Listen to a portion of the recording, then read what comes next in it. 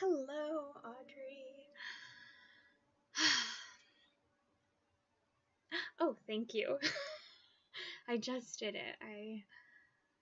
I went back to like the whitish blonde for a little bit, but it was like turning to yellow, so I was like, I'm just gonna do pink on top.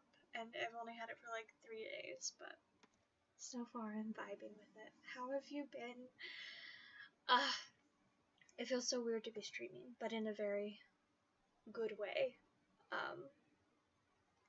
Oh, that's something I've been meaning to do. Let me, yeah, that should be good. I was going to do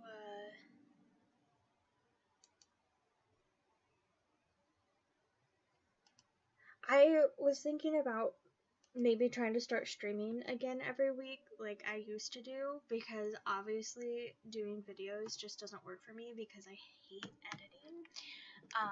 But I was gonna maybe try to post some kind of poll to be like, when works for people. But I don't know how to do that. I guess I would have to do like, maybe find like a third party poll site? Poll runner? I don't know.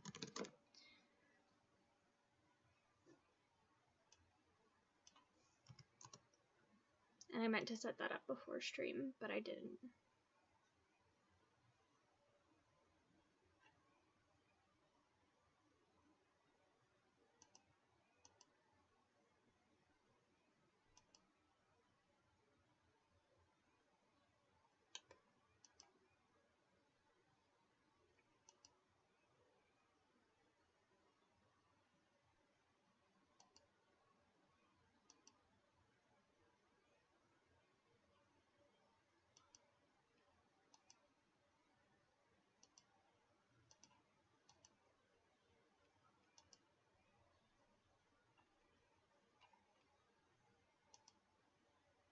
Oh.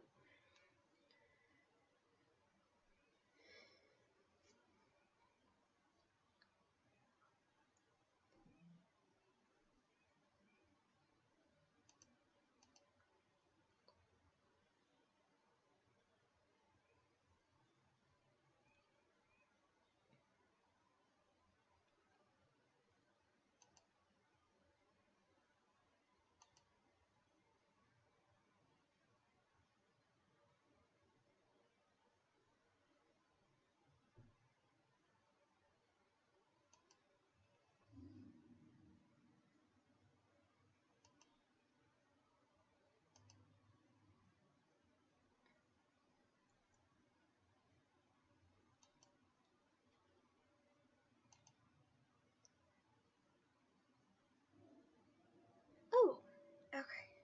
Yeah, I wasn't sure if people would be working today because of Independence Day, but I don't have work because the library is closed because we're a government facility. So,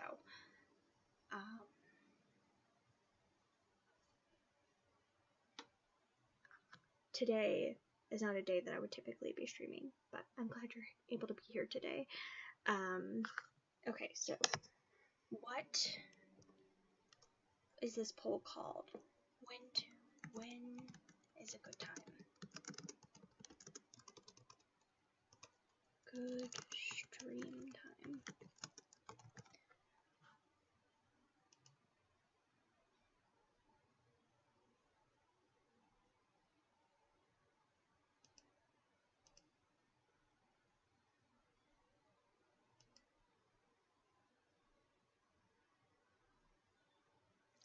Oh, this is very complicated.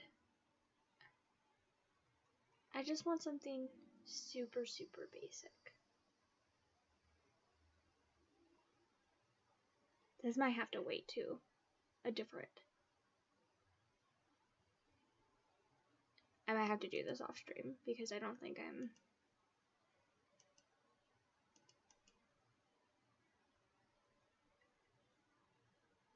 Oh, multiple choice. There we go.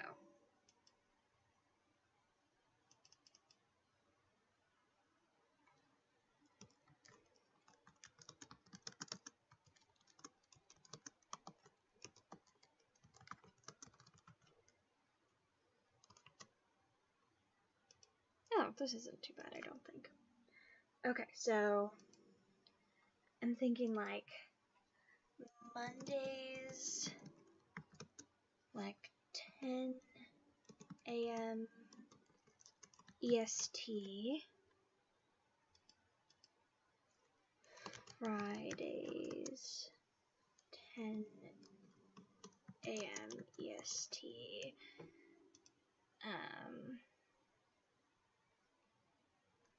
I guess I could do Sundays.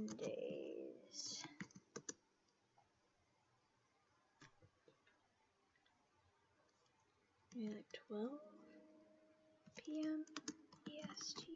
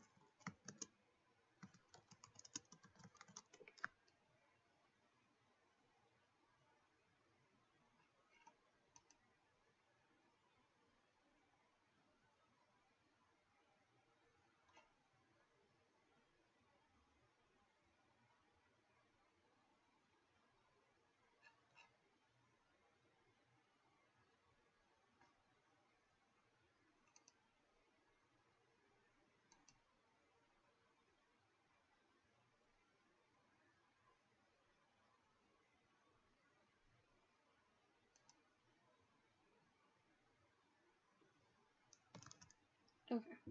Let me know if this works. I don't know if this works.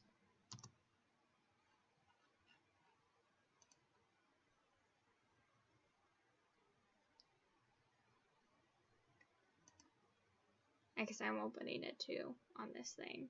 Yeah, I guess you can just like click it and submit. And I think you can click multiples. Oh no, you can only click one. Okay, and then you submit. So if I was to stream, I know they're like all like morning or early afternoon for EST, but if one of these like were to work better for you, just to give you an idea. But oh, thank you. Hi, Lindsay. I am thinking about trying to get more into streaming more regularly. I was gonna try to post videos, but I hate editing. So, yeah, it's just a bad idea for me. But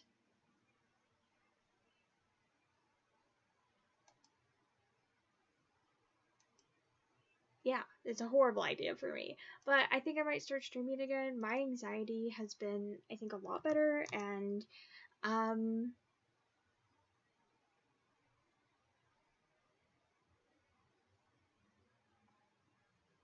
I think it's something I might be able to commit to instead of having to edit videos, which I hate.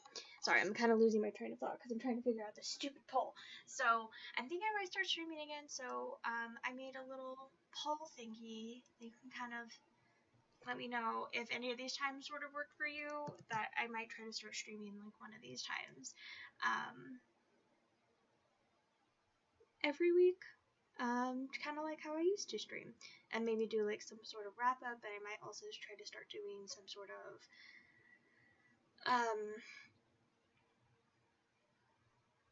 maybe like Goodreads editing and stuff.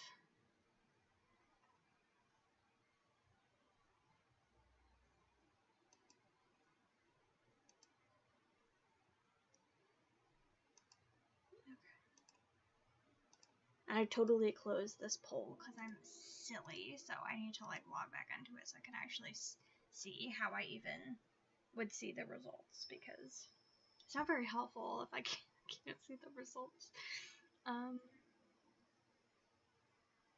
Silly. Cool. No thanks. Oh, cool. Awesome. Anyway.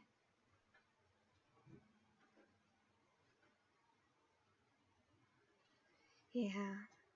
Editing just is, I don't know.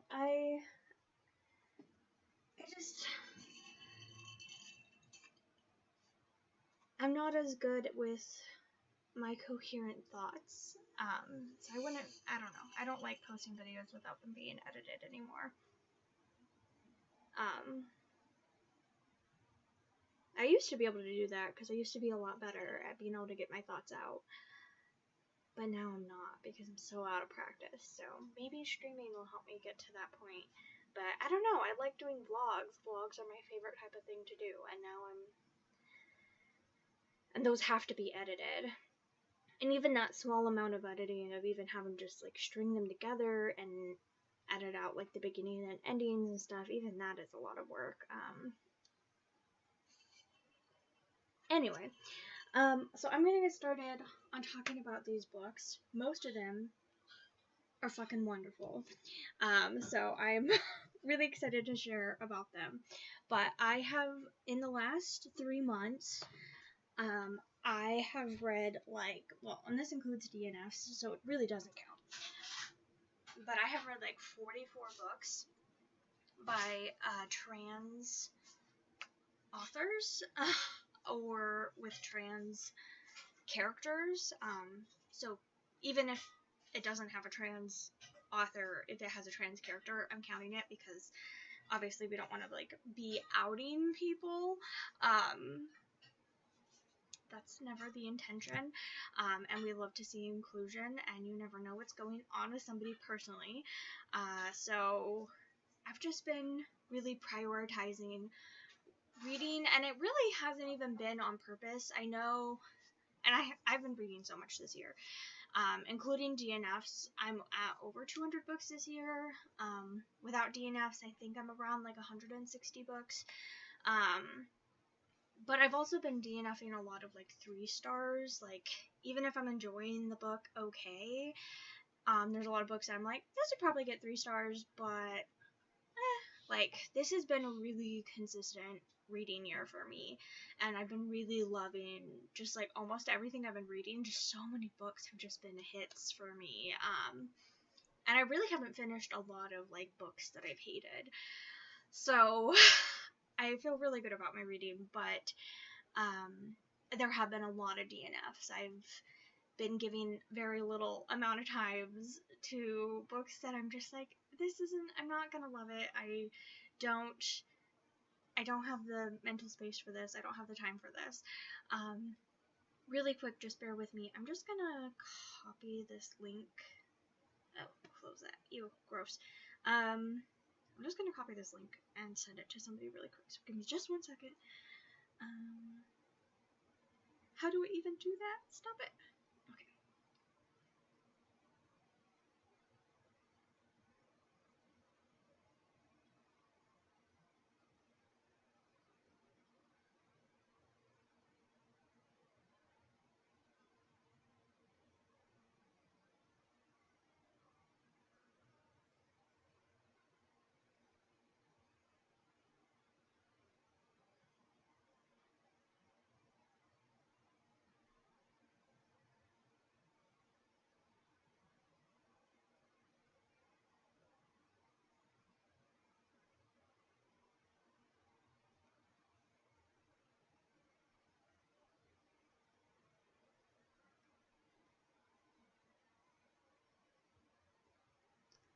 Okay.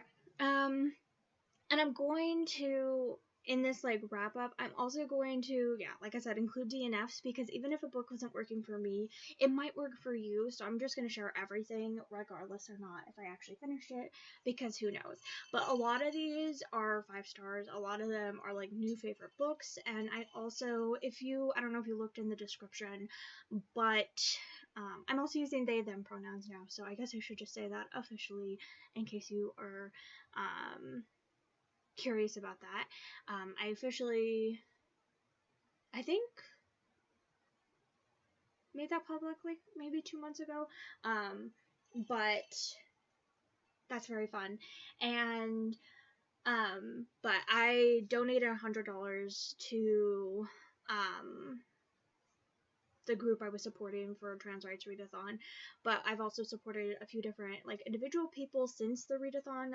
I tend to do quite a bit of mutual aid whenever I see trans people requesting help. I like to donate a little bit if I can, and I also have bought, since the Trans Rights Readathon, I also bought a bunch of my favorite books that I read during the Trans Rights Readathon. Plus, I also bought one book that I haven't read yet, which is Seeds for the Swarm by Sim Kern, which I still haven't read. I also have pre-ordered Sim's other book, The Free People's Village, which looks incredible. I am so excited. It looks phenomenal. The book is so beautiful. I have it pre-ordered. I cannot wait to get my grubby little paws on that book.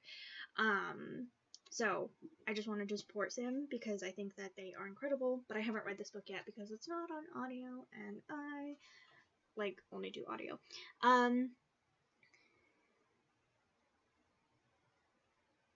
Oh, that's so nice that your boyfriend puts them together for you.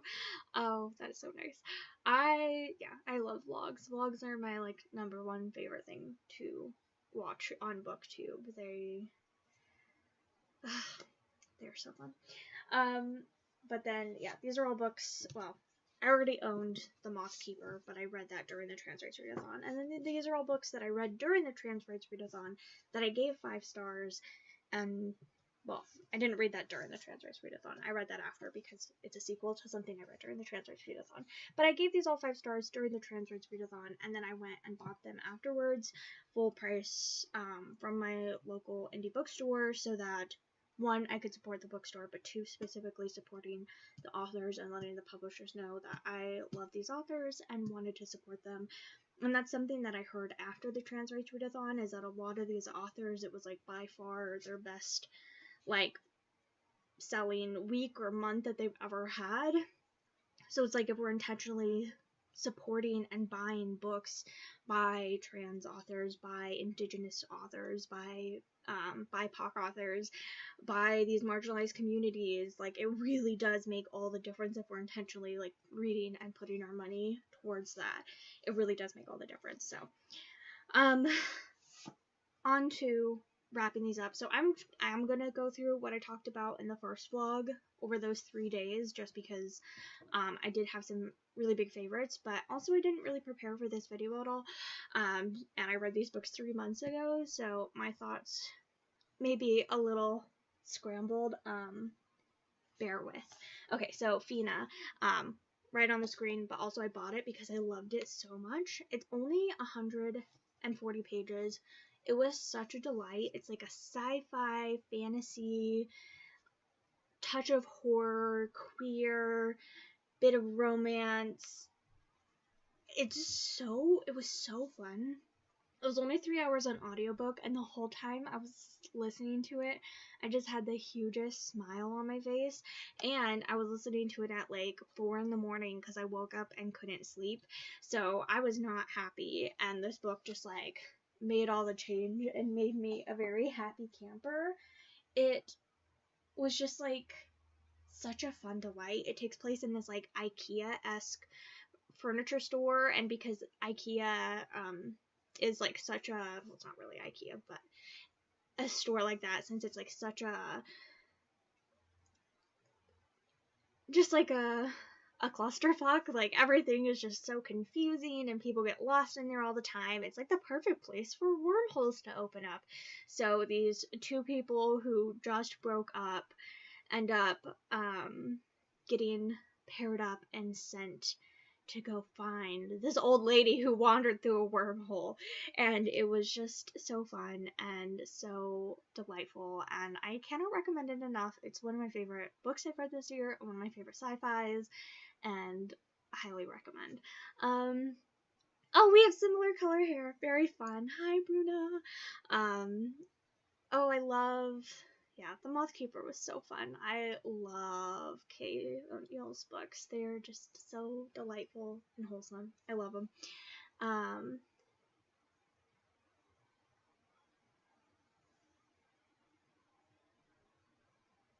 Thank you, Elizabeth. I appreciate it. I hope driving is safe and everything is good, and I appreciate it. I hope you also have an amazing summer. I hope to start streaming more regularly. If anybody wants to take a second, I made a little poll that you can fill out if you want.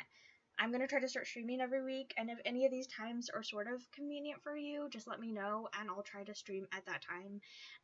And maybe I will post a different poll with different times, and we can see, maybe I'll change it around, maybe I'll make it consistent, but if you want to fill that out, maybe next week I'll do my stream on, like, the most popular times, so that maybe some people will be able to, attend those. Because I think I could commit to weekly streaming again. I really desperately miss making booktube content, so it's something I desperately want to start doing again. So I miss live streaming and chatting with all of you a lot, so yeah. I want to do it a lot. My blanket needs to go. I'm getting too hot. Yeah, Sophina, 5 stars, loved it so much. Highly recommend it if you want just, like, and I feel like this is very, like, easy sci-fi to get into, and it also has, like, touch of, like, it is, like, fantasy as well, and it's so short, and it's, like, very, like, person-based, it's character-based, so, like, if you haven't read a lot of sci-fi, and sci-fi is, like, intimidating to you, like, this is really good sci-fi to get into, and I still think about this a lot. So yeah, that was great. The next one is Stage Dreams, which is another one that I bought because I loved it so much. Stage Dreams is it is very, very short. It's like the shortest graphic novel.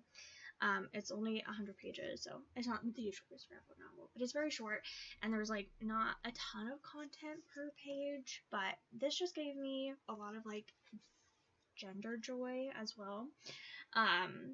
But this one, Melanie Gilman has the most beautiful illustrations. It's like all this, like, colored pencil, and I don't know how well I'm showing that. No, I'm sorry. But it's just lovely, and it is just, like, so, I don't know, because a lot of times with graphic novels, I tend to get overstimulated, and this is, like, soft and kind of pastel, so I didn't get overstimulated at all, and the characters are just so beautiful, and it was really fun, and also there's 2 pages, 4 pages, so it's not a lot. Okay, I'm lying. It's 5 pages. Just ignore everything I'm saying. But there's 5 pages of, like, information in the back about, like, this time period. So it's basically like a little heist of, it's set in New Mexico, I think. Where is this?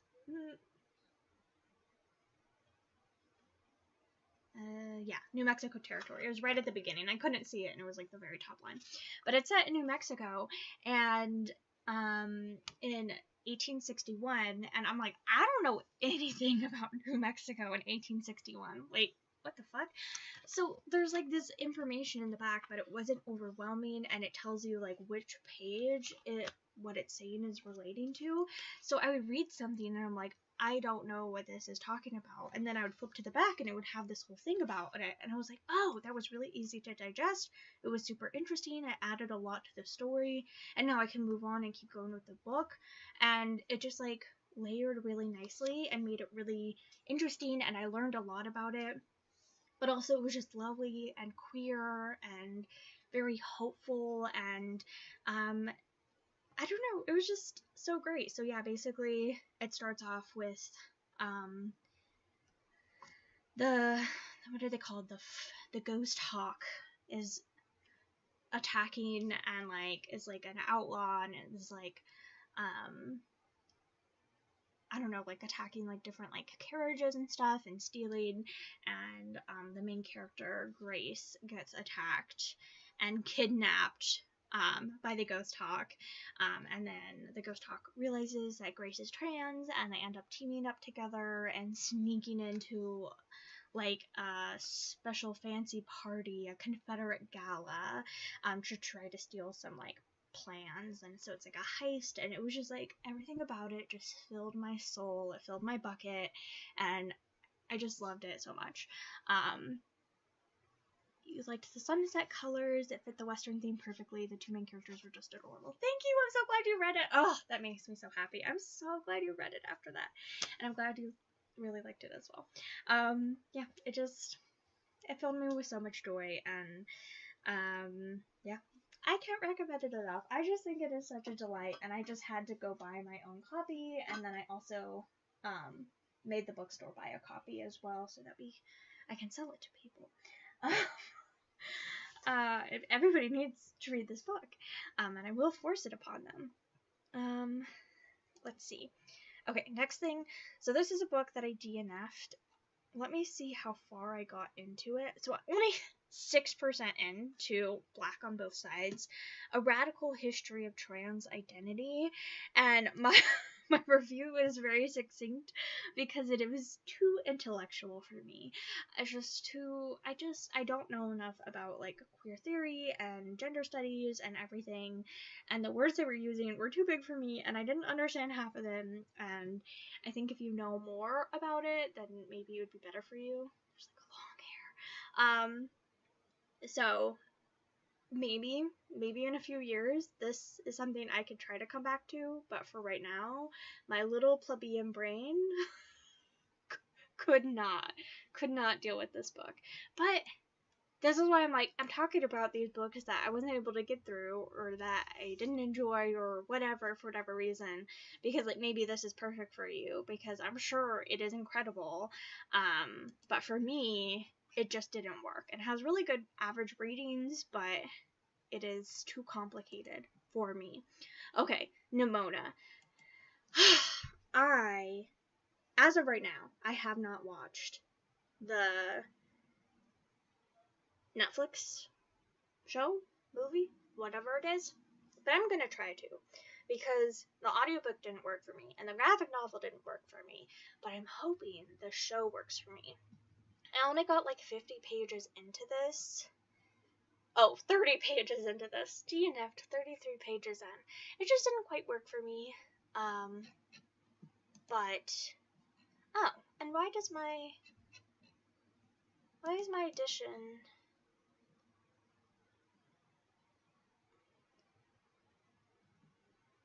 Let's see if I can switch my edition.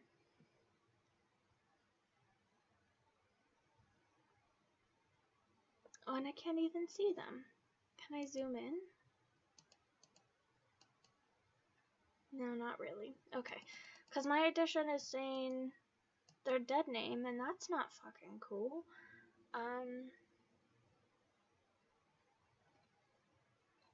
Yeah, so I don't like that the cover wasn't updated. They should have done that. I wonder if this one's updated. Yeah, this one's updated. Let's switch to this one so that we're not just like staring at that. That seems quite rude. Anyway, so I don't know. I just tend to get, I think it's just like, I don't know, overstimulation. I don't know what it is, but it just didn't quite work for me.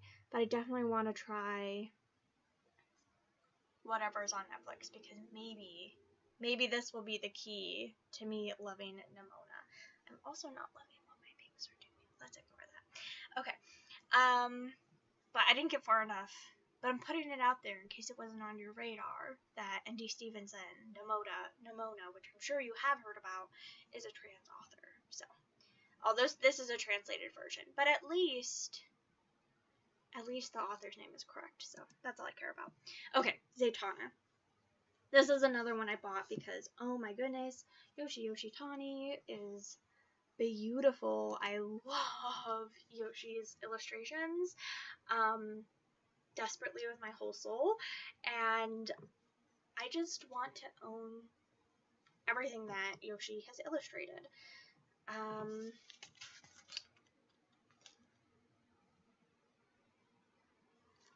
love how there's no, like, line work. It's all just, like, blocks of color, and it's, I don't know anything about Zatanna. I think it was very accessible. And yeah, I loved every second. So it's about Zatanna and the House of Secrets, and she lives in this like house that she doesn't know it's magical, but she lives in this like weird old house with her dad, and then he starts being kind of weird that morning, and she goes to school and kind of has like some incidents with some friends, and she ends up coming back, and she thinks her mom has been dead, but then she finds some letters that are like recent from her mom to her dad, and she's just like, what the heck is going on? And so then she ignores what her dad said about like staying home and keeping like the bunny with her, their pet bunny, and she ends up leaving, and then somebody like steals her bunny, and there's like, it was just like such a fun romp, and everything I said was like not that far in. It was like the first like, I don't know, 40 pages. It was, I really didn't spoil that much. I guess for a graphic novel, maybe I did. But I don't know. I just love Yoshi. It's also by Matthew Cody, but Yoshi's illustrations are really what fill my soul, and I will buy anything that Yoshi illustrates because I just think it is beautiful. Nimona. Yeah, let me look and see what Nimona actually is. I know it's something on Netflix. It like just came out like literally a week ago or something like that. It's like brand new. Oh, Nimona. It's a movie. It's an hour and 42 minutes. It's number 5 in movies. So, yeah. And it's brand new, and I kind of look a little bit like Nimona. Especially with like my sides are shaved and everything, so I look a lot like Nimona. Yeah, I really recommend this. It was just like a very heartwarming and charming graphic novel. Okay, Under the Pendulum Sun. I don't know what to say about this because I do remember that my vlog portion of this was quite spoilery. So I will say, what the fuck? And I will also say, I will repeat, I would read short stories by Jeanette Ng because I really, really enjoyed the writing, but it felt like it dragged a lot. So if there were short stories by Jeanette Ng, I think that would be a lot better for me personally. I got a good chunk through this. 38% of the way through a 400-page book, but I don't know. I was just getting some certain vibes from it. I don't want to get spoilery in case people are wanting to read this, but if you want to hear my spoilery thoughts, go back to my last video, and I'll tell you, I had some predictions about this book, and then I looked it up, and my predictions, I'll tell you about them. But I didn't end up finishing this, and I'm very betrayed because the cover is so pretty. Okay, next one, Waiting for the Flood. So this was quite fun because, well, after the fact. So let me tell you what this book is actually about. So Waiting for the Flood by Alexis Hall. So it takes place, it's just like a little novella, and the whole book is like so like dreary and calm, and it's like, it almost just feels like impending, and like, I don't know, it's just like such a melancholic, there we go, it's a melancholy book. And I think it's a good book to read if you want a melancholy book, but that's not actually sad. You just want melancholy vibes, but isn't gonna actually depress you. This is a good pick, and it's short, so you're not overcommitting. But it follows this guy who I guess recently had a breakup, and he's starting to have feelings for this other guy who helps with flood prevention in this really heavily flooding area in England. But the fun part about this is that after I read this, I was watching some YouTube videos, just random. It was videos on cross stitching, and they live in this area of England, and people legitimately live in these areas of England where every year their houses will flood 2 feet of water. It's insane. So that was really fun for me, just after the fact. I did really enjoy reading it, but learning about it afterwards has been really interesting. And I've enjoyed that because I had no idea that this was just really common. And the person that I was watching, they said that they were walking down the stairs in the morning, and the bottom 3 steps of her stairs were completely covered with water. And in this area of England, they build the I don't know if it's everywhere in England, but this is just an England thing to do, but the outlets are high up on the walls because of this flooding. And so because the water will get in the outlets, and so she ended up when she noticed the water, she was like, oh crap. And so her morning was instantly jumping into the water and wading over and having to turn off the power, so that because it hadn't gotten up to the outlets yet, so it wasn't live water yet, but having to do that. And I was just like, what the fuck? But it was super interesting because I just read this book a month and a half before, so I would I don't know, I just think that's the funnest thing when you read books that connect to each other and they build off of each other. Or in this case, I had watched a video of somebody who has this lived experience, that her house floods every year like that, which is just bananas. I can't imagine living in a place that what if all your books they would all be ruined. I don't know. That's just wild. So anyway, but I really enjoyed reading this, and I have yet to read an Alexis Hall that I didn't enjoy. So there's that. Okay, next is The Moth Keeper, which I did really like. Although I do think, oops. Okay, The Moth Keeper. This was too. Yeah, flooding is a thing of benefit. England. Yeah, it's just it rains and rains and rains so much that it just comes in the houses. Yeah, and so in this book, which I've already closed, but in this book he's educating people on to trying to keep the flooding down, and how to take care of stuff, and so that was also just super interesting to learn about it. But I was just this is real life. People just build their houses here and just live there, and okay. I mean, it's a choice. Okay, so The Moth Keeper. This is one that I already owned. I bought it the day it came out, and I really, really liked it a lot, but I feel it was too long.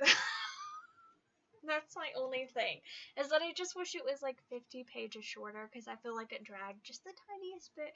But also, I loved every second of looking at all the illustrations, so I need to stop being such a picky bitch.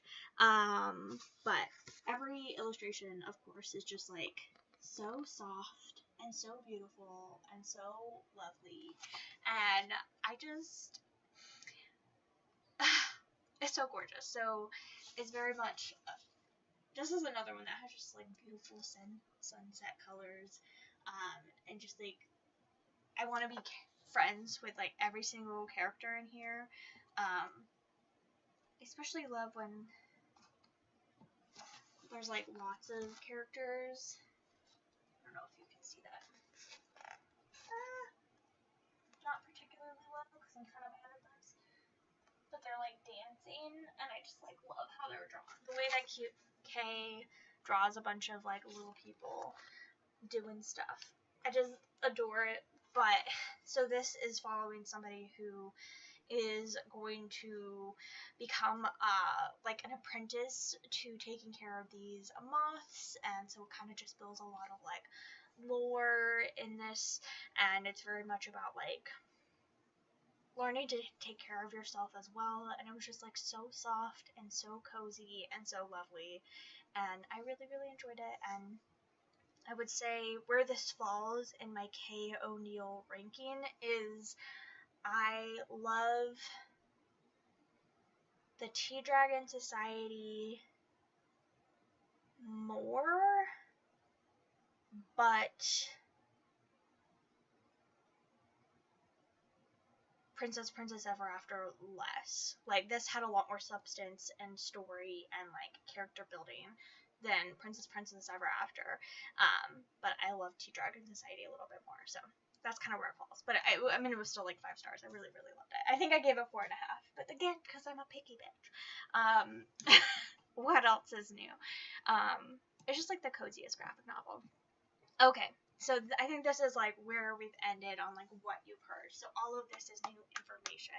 That I filmed the vlog, I finished filming it, I edited a lot of it, and then I ended up having a lot of pain flare-ups and feeling quite ill, and I just never ended up getting to finishing it and then uploading it. So big whoops. But now you're hearing about them now, so I ended up reading a lot of things. So Upright Women Wanted by Sarah Gailey. Oh my god, I love this book so much. So this one is super short. Again, I love novellas. One of my favorite things. Okay. And this is one that I'm definitely gonna have to buy. This is going on my I need to own this book list. Yeah. That's what I meant to say.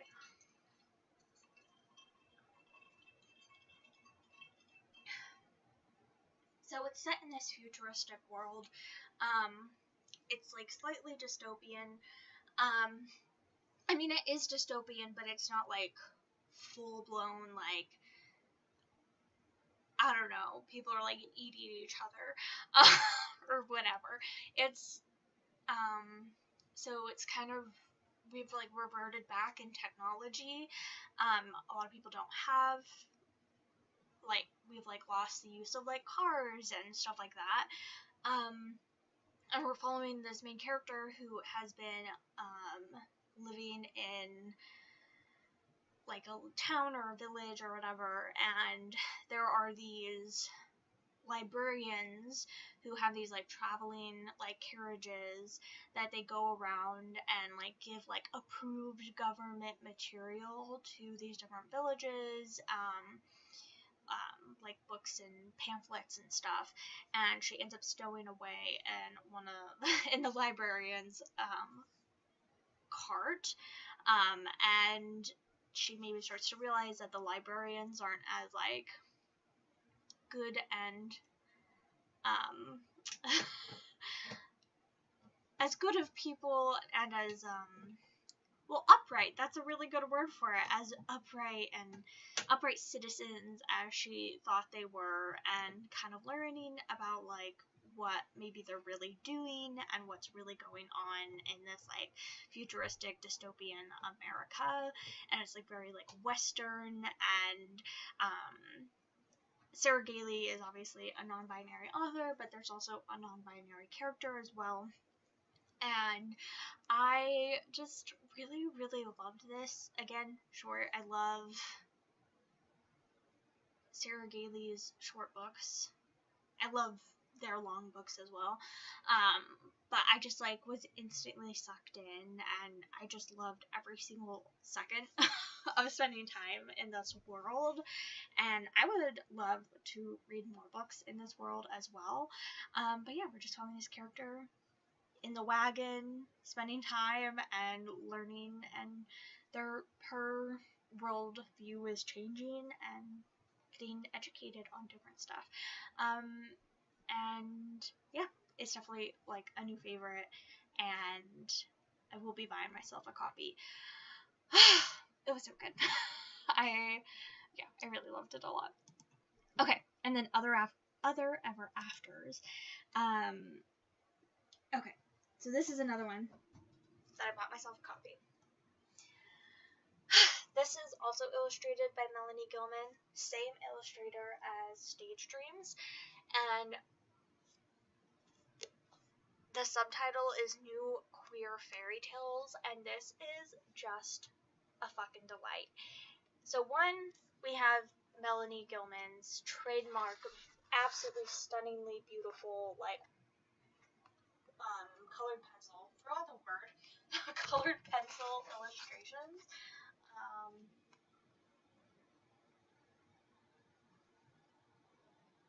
So that's freaking gorgeous. And each story kind of has its own like color palette and its own like vibe. So that other one was like very blue and purple. This one is like very green.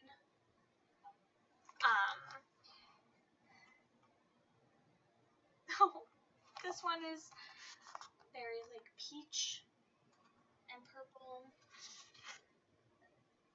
Anyway, so it's just like a delightful feast for the eyes, but also it's incredibly satisfying. It's just like so queer, and they're satisfying but not satisfying at the same time, but they're not satisfying in a satisfying way, which probably makes no sense. But they don't really end in like a solid conclusion a lot of the time. And like with a strong like moral or anything, it kind of just sometimes they kind of just end, and like I don't know. I really love them. I loved every single one, and my biggest problem with this book is that it wasn't like 3 times as long, because I want so many more of these. If Melanie Gilman decides to write a sequel to this, I would be so happy. And yeah, my heart lives in this book. I love it. I think about it all the time. And I instantly had to buy myself a copy. It is just so stunning and so beautiful, and it just like it just my soul, my heart. I love it so much. It's so beautiful. If you just want a delightful queer graphic novel to read, I cannot recommend enough. It made me so happy. Okay, so that was the first 10, and it took for freaking ever. So I'm gonna open up the next 10, and then we'll talk about these. So these are all still ones that I got to during the Transrights Readathon. I did go really hard during it, but I also technically pushed.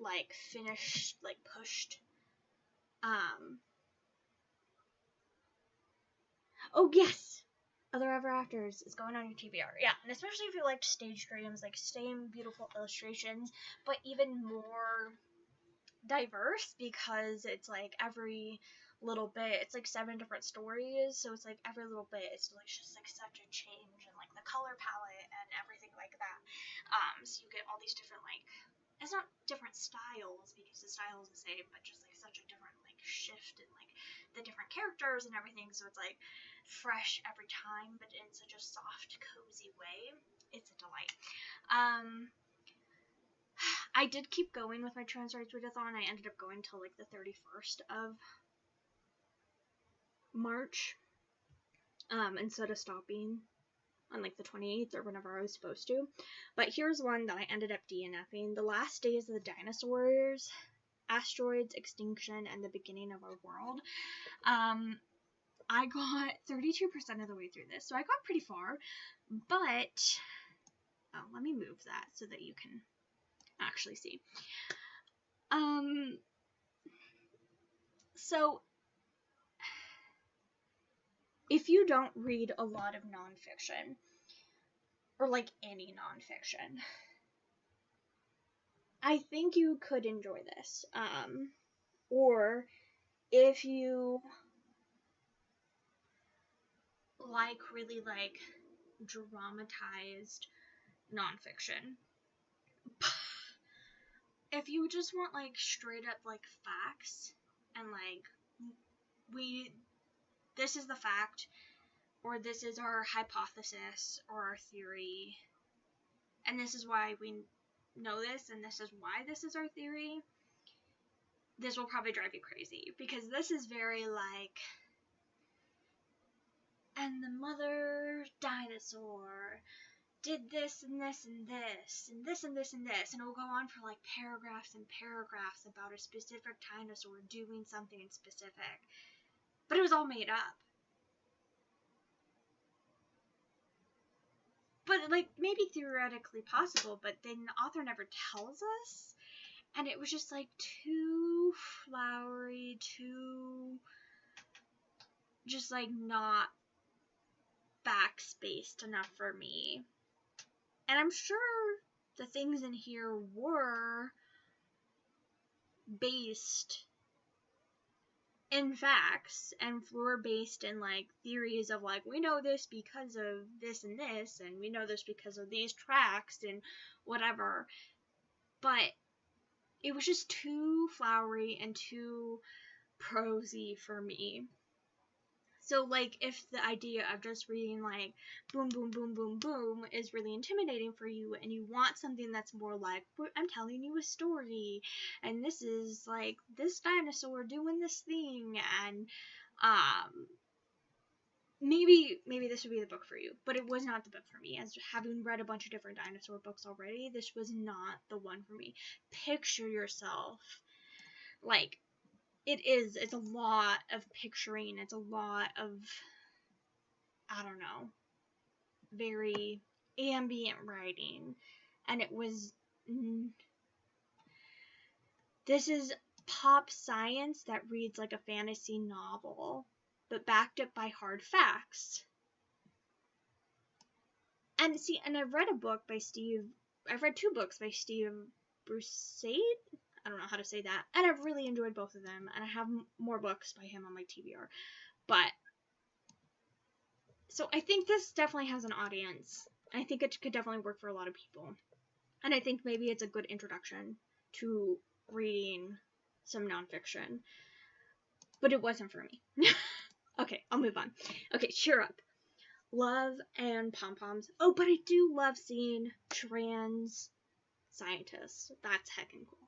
Okay, Cheer Up, Love and Pom-Poms by Crystal Fraser. I did own this, and I bought it like a couple years ago, but I ended up giving it away to somebody who I thought could enjoy it more.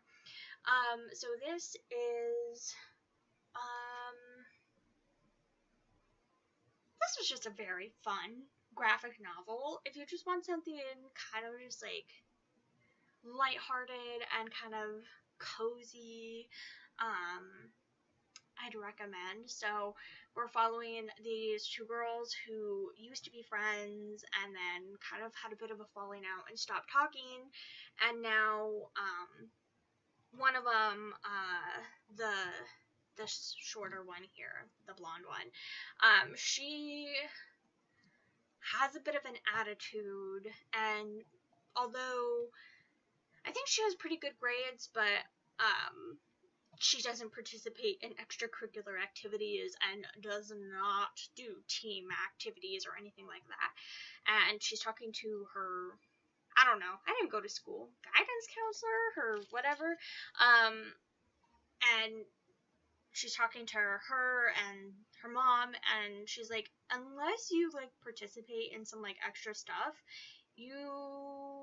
nobody's gonna like look at and care about your like college applications. And so, the guidance counselor is like, how about you join the cheerleading team? And she's like, oh, fuck that. But then she ends up doing it, and it makes her end up reconnecting with our other character, who is our is like the love interest. Like the other character, the short one, is the main character, and then she is the love interest. I would say is how it goes, but yeah, it was very cute. She's trans, and it was just like very lovely, and I think I had some good conversations, and it was just like a wholesome. Sorry, I feel like a bug was crawling on me, but it wasn't. It was like, and I feel like also it wasn't one of those, because I feel like sometimes I'm reading teen fiction and I'm like, the things that they're doing, I'm sure a lot of teens have those experiences, but I think also a lot of teens don't have those experiences. And I feel like this was like a good middle ground where it's like not every teen is like sex and drugs and like a bunch of hardcore shit. It's just like teens just like not being the most innocent people in the world, but also like not doing more extreme things. I feel like this was like a nice little middle ground of that. So I liked that as well. I give it 4 stars. Okay, In Deeper Waters. This is another one that I DNF'd. It's like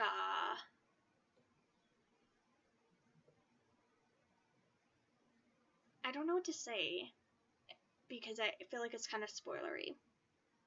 I'm just gonna say it. I think it's mermaids. I got 25% in, so I guess that's not spoilery because I think that was about where it was. So maybe that is kind of spoilery. Anyway, it just was very teen for me. It was very YA for me, and I just wasn't enjoying it very much. The characters,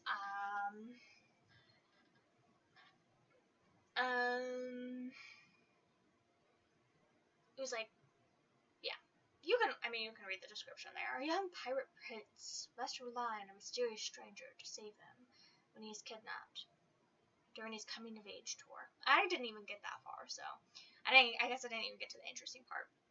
But I don't know. I thought both of these characters were kind of annoying, and I wasn't enjoying it.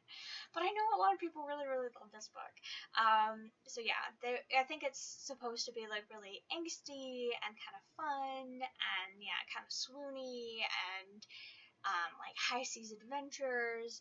But yeah, one of them's like kind of a stuck-up prince, and then one of them's like a swashbuckling, swindling, I don't know, lad. But they're like 16, so I'm like, y'all are just both annoying. Like, make him like 30 and I'll read that, but like 16 and I just don't care. It's a me problem. I understand. It's a me problem. But I just don't want to read about 16-year-olds, I don't know, trying to be sexy. I don't. So I'm gonna move on. But maybe it's for you. Maybe that sounds really fun.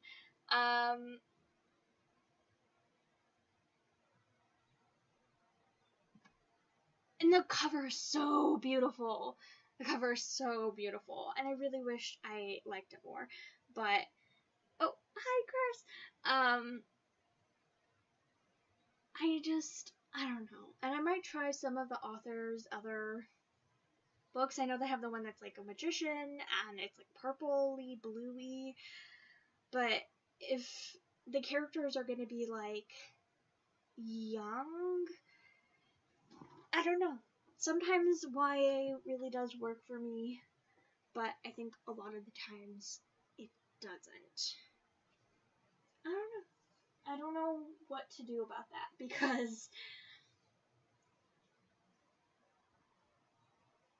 yeah, sometimes it just really works and sometimes it just really doesn't, and I don't know how to combat that. I don't know. I feel so bad when I'm like, this was YA, so I hated it. And sometimes I'm like, this was YA and I loved it. Why did I hate that other one? Because it was YA. I don't know. I'm just picky. Like I said, I'm just really picky. But the cover is gorgeous. Okay, this book I fucking love. The Black Tides of Heaven. So this was like a really cool fantasy book by Neon Yang. So it's a duology. One, I'm going to start off with saying that this series, it says that they're like companion novels. They are not. It is a sequel. It does follow like a different main character, but it is a sequel. It does like directly follow what happens in this first book, and you will be completely fucking spoiled on everything in the first book if you read the second book first. So, they are sequels, and that really pissed me off that there was like the companion in the same world, and it's like, fuck off. Like, the character. Okay. Anyway. So, we follow. So, one, this is just like a very very odd gender world. I love that this came out in 2017. That's fucking cool. So people, it's not that, so people like choose their genders when they want to, and they kind of just live as like a gender neutral until they want to choose their gender, and then when they do choose their gender, then they like start living as that gender. So that's like kind of like the baseline in this book, is that the main character hasn't chosen a gender. They have a twin that also hasn't chosen a gender, and then eventually the twin does choose a gender, and they end up feeling very betrayed by that. And they're like, but we weren't choosing genders. Why do you want to choose a gender? I thought we didn't like genders. Because, I mean, obviously twins aren't a monolith. And don't always like the same things. And they thought they always got along and liked the same things. And so that's like one of the things with that, with them. But them coming to terms with the fact that they're not wanting to choose a gender, and that is something that's kind of like very weird in the society, is if you choose not to choose a gender, because you're kind of expected to eventually is like choose one of the sides. But that's not even the plot of that book. This is like all underlying stuff going on, character growth, development, etc. The plot of this book, okay, well, one, let's talk about the magic. So the magic is the Slack, I believe is what it's called. Does that actually say it anywhere? I'm not seeing it. Let's look. Sorry. But I'm pretty sure it's called the Slack.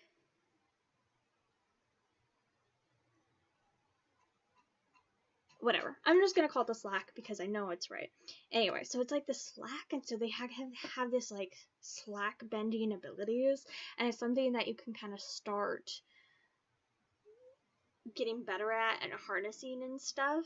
So the magic was super interesting, and learning about the Slack was so cool, and I really, really loved that. But then, and there's also like a ton of like political stuff. The mom in this is like fucking crazy. She is like the empress, and she uses her children like pawns, and is very manipulative, and so that's like also another underlying thing going on. But basically the main character, their sibling, ends up getting this like prophetic gift where they can like predict the future, but they don't get to choose when they predict the future, and so then the mom ends up like using that gift to like take control of like a lot of things. And anyway, I'm doing a really horrible job of explaining this, but it was just so interesting. And it was also really interestingly paced because I never knew what was going to happen next. Because I would start getting like really comfortable with like the time that we were in, and then it would jump like 5 years, or jump a year, or it would jump whatever. Like it was just like moving really, really quickly. I would like be like just like moseying along, then it's like, okay, move on. And it just like always made it really fast paced. It always made it super interesting. I was always like, wait, what's going on? What's happening next? Like it was just so engaging and so interesting, and I honestly loved every second of reading it. And it's definitely another one that I'm gonna want to buy a copy of. I loved it, and I'm still thinking about it like very, very frequently, constantly thinking about this book. One of my favorite fantasies that I have read for sure. Really, really loved it. Yeah, okay. I am going to go to the bathroom, refill my water. I will be back in a couple minutes. Go take a break yourself, because this is, I mean, we've only done like 13. So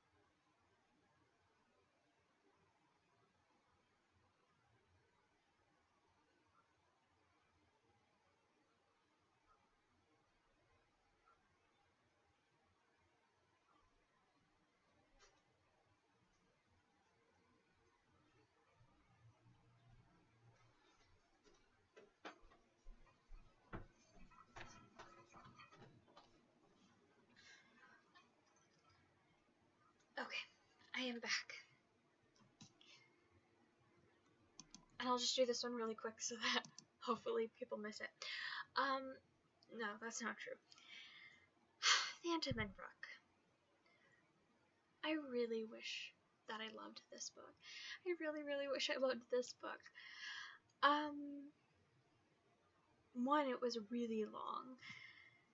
It was like 500 pages. Jesus. Why? I got 62% in. So I didn't get that far, but it felt like I got really far in. Everything about this should have worked for me. All I can say is that maybe give it a try. I don't even remember why it didn't quite work for me. I think maybe it was too slow. Also, all the characters were like really into like weed, which is totally fine. I personally don't find that very interesting to read about though. So that was like something that they were just like really into, like hanging out and getting high.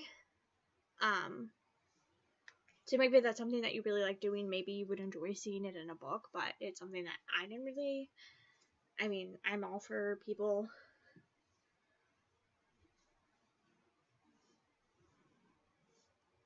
using weed if they want to, but it wasn't interesting to me, just like it wouldn't be interesting to see characters like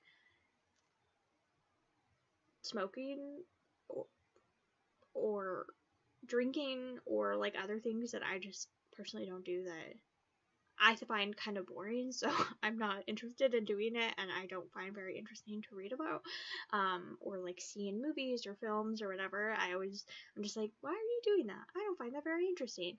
It was kind of the same with this, so I feel like that was one thing that kind of not bothered me, just that like was boring. I don't know. Just the whole thing was just a little boring for me, but it doesn't it look like the coziest, most fun little fantasy that you ever did see? Like, I don't know. Don't you want to read it? I want to read it just looking at it. I don't know. I don't know why it didn't work for me. I think also because there was like a lot of like secrets being kept from the reader, kind of maybe explicitly kept from the reader. And I think maybe I was getting a little confused with that.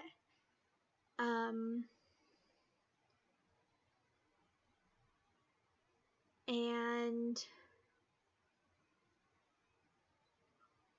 also one character is like much, much, much older than the other character.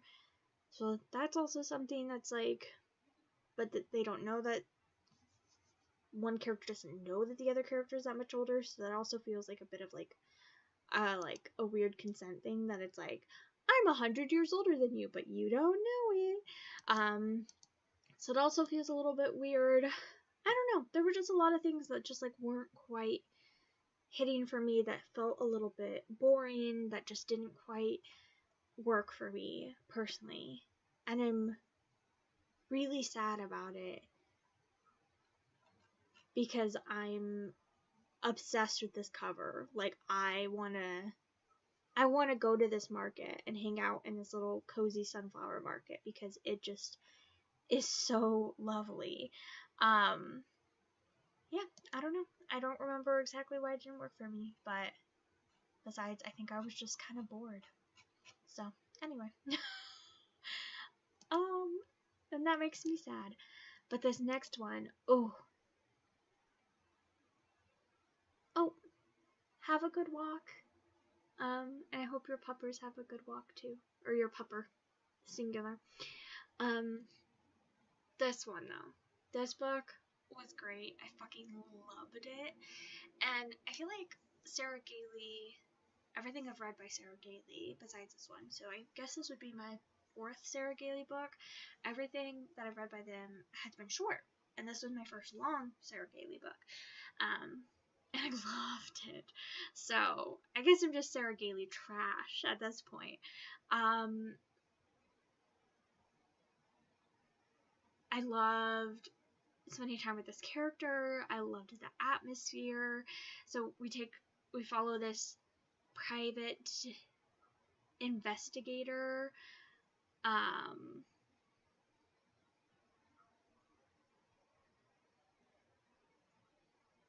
Not the cover for this one, the cover for the last one. Is that what you're saying, Bruno? I love the cover. I really like this cover too. It looks really cool. So Magic for Liars. So we follow this private investigator who gets hired.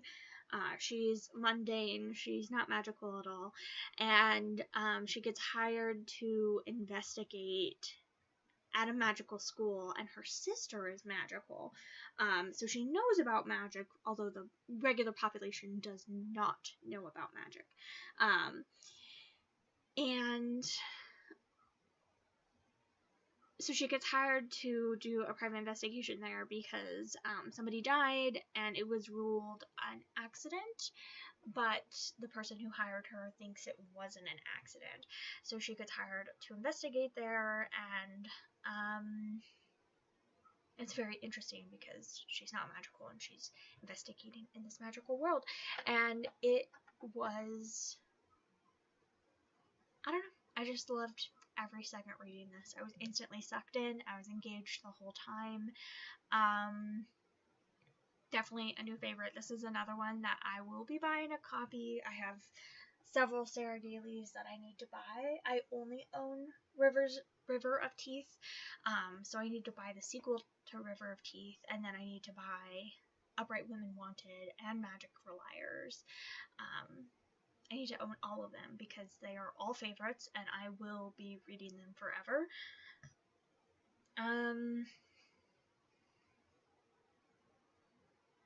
Yeah, I don't know what else to really say about this. It was just that if you want a fantasy murder mystery with some like unlikable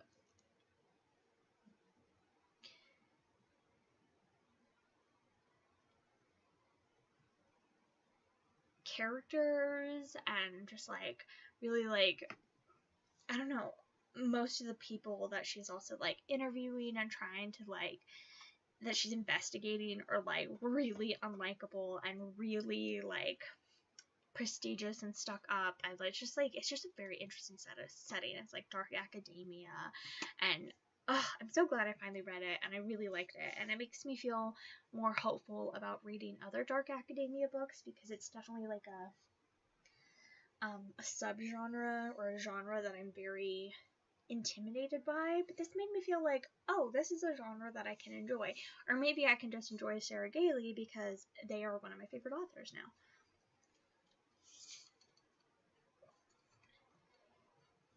I know, this cover is so cool.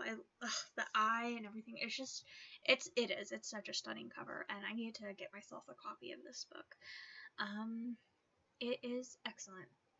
I don't know, I felt less like I needed to instantly go buy one of the Sarah Gailey books because with some of these, like, they're smaller, they have less readership, less, I don't know, less people telling the publisher, like, this is a hit, you need to keep publishing this and reprinting it and stuff. With Sarah Gailey, like, it has a high readership. Sarah Gailey does really well in publishing, I feel. So I feel like I can take my time to buy this, instead of these, like, I wanted to get them right away. Although I definitely will be buying this one.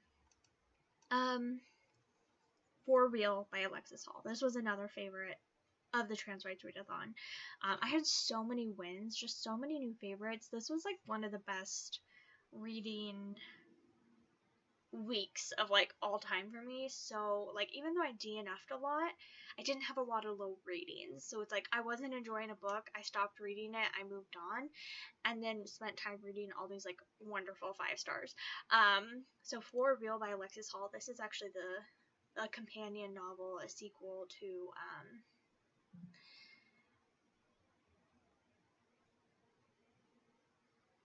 that other one, Waiting for the Flood. So that one is a novella. This one's like a full-length ass novel. Look how fucking long it is. 444 pages. Alexis Hall really does not know how to write a short book. I just read another Alexis Hall book. Oh, I guess that's another one. So I guess I'm at like 45 trans books that I've read in the last 3 months, because I just read another Alexis Hall book. So 3 of them have been by Alexis Hall. And this one is, so it's BDSM, it's male. It is,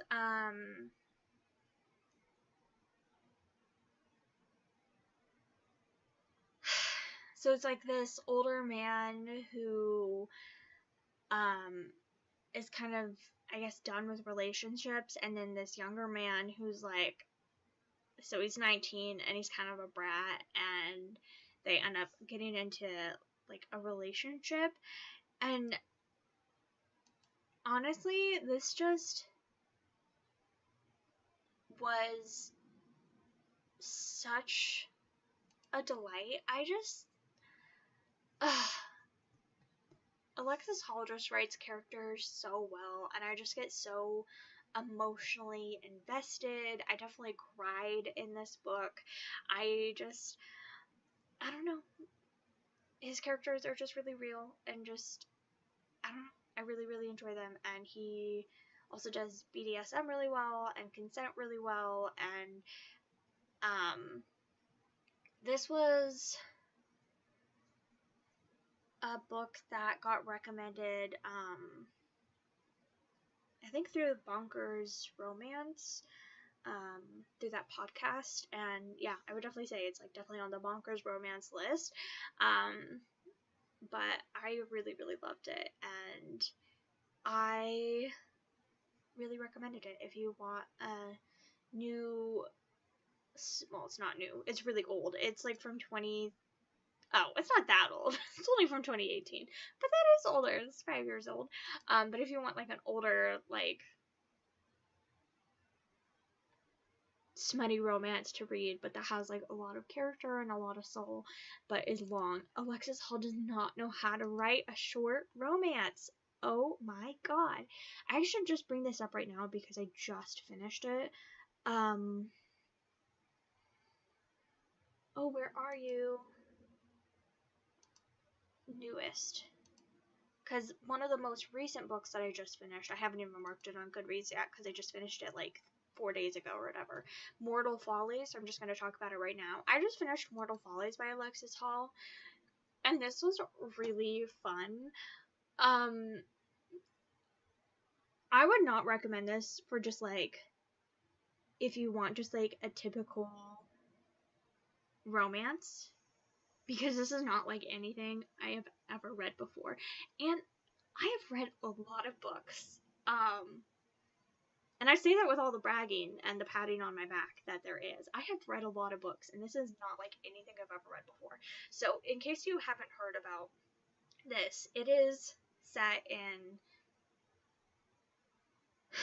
Regency, England, but it's fantasy, and everybody knows that it's fantasy. Like, there are like old gods and fairies about and playing mischief, and like everybody knows that that's just like a way of life. So it's set in that time period, but not actually, because it's narrated by Puck in the modern day, like in like the 2000-ish time period, like probably like 2020s, narrated by Puck, who's like, fucking Oberon fucking kicked me out, I'm in banishment, and I'm having to work for a fucking living. So I'm gonna write down this story of these 2 women from 1814 that I followed around for a few months. And I'm gonna write down their story and tell you their story. And then I'm gonna sell this to a publisher. I've already sold it to a publisher, so I'm writing this down and selling it to a publisher to pay my way, because I have to pay for water, and food. Now. So it is set in 1814, but really it's set in the modern day that Puck is, because occasionally he'll be like, ugh, I can't believe I have to pay for electricity. Like, what the fuck? Anyway, so it is just a wild time. So it's in 1814. We're following these two women. So one of them has been cursed by a goddess. She doesn't know why or who, but somebody is like pissed at her, and somebody made a deal with a goddess and cursed her, and like misfortune is befallen her, and she is um so it starts off with her like dancing at a ball and her clothes disintegrate and fall apart. It's like very Cinderella midnight strikes, except for like falling away into her old clothes. I think it falls away into like nothing. So she ends up like running outside before they all fall away, and she ends up running into this other lady who is called the Duke of Dumont? What is your name? Duke of... I don't know. Landrake. I'm not very helpful. Annandale. Duke of Annandale. Yeah, I'm... names. And she's called that in, like, a very sardonic, like, scathing way. Basically, her whole, like, family died, and everybody thinks that she, like, killed them, but not really. That maybe she, like, got, like, a fairy or somebody to help her kill them, so they can't, like, prove that she killed them.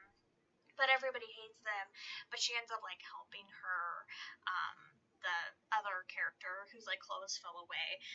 She ends up like helping her get out of there so that her whole reputation isn't destroyed. And so Puck ends up following them around for like months, and it is just like one of the weirdest books. It's like a romp adventure, but it's not like, it's very impersonal, it's very strange. There's also a lot of references to A Midsummer Night's Dream, because it's all narrated by Puck, and he keeps referencing like Shakespeare, and he fucking hates Shakespeare because of like how he like took that Puck told him A Midsummer Night's Dream and then didn't actually like give him the credit. And I don't know, it was just like, it was a really fun time. I ended up giving it 4 stars. I really enjoyed it, but it's like not like a typical romance that I've read before, and yeah, I don't know. Like, I don't know what else to say about it. It was just I would say it did feel a little bit too long. Again, Alexis Hall did not know how to write a short book. Why is it over 400 pages? Please, Alexis, please just edit it down by like 50 pages, because that was too long. And also, to the last like 30 minutes of the audiobook, it was nowhere close to being wrapped up. I was like, how the fuck is this gonna wrap up? So it was a lot. It felt like it wrapped up too quickly, but also it was too long. So I would say that is like some of the reasons why I didn't get a higher rating. And also, as far as like a romance, with a romance, I do want it to feel like personal. I want to be connected to the characters. I want to be really emotionally invested. But for this, I never feel like I really got that, like, fully emotionally invested, because like Puck, although he does have a connection to the characters, and although he very much pretends not to, and he pretends to have a lot of ire and disgust and dislike for these humans, he really much does get very attached to them. It's still in this very like not human way, so you never really feel very like fully connected to them, and it doesn't really feel like a typical like deep like romance. It felt a little bit more, I don't know, a slightly more disconnected, at least for me personally. But anyway, it was still really fun, and if you want like a fantasy romance romp that was just like wild and really weird and has lots of like Midsummer Night's Dream references, I mean, this is it. I mean, what more could you ask for? Plus, look at this cover. It is just, it is so gorgeous. It is, ugh, It's so beautiful. I really, really like it. It was a good time. Okay. Oh, okay. If I had to choose one favorite off of this entire list of books that I've read in the last 3 months, all the trans books that I've read in the last 3 months, Fierce Femmes and Notorious Liars, Fierce Femmes and Notorious Liars by Kai Cheng Thom may be my favorite. It is hard to choose because there are so many 5-star books by trans authors or with trans characters that I have read in the last 3 months, but this may be my favorite. It is the one that I have thought about the most. It is the one that I find myself recommending the most, the one I think about the most. It was divine and beautiful, and I really, really, really recommend it. So it's like a fantasy memoir with just the most divine writing. And I'm not a big writing person. I'm pretty satisfied with just about anything. Sometimes if the writing is really bad, I do go, ugh.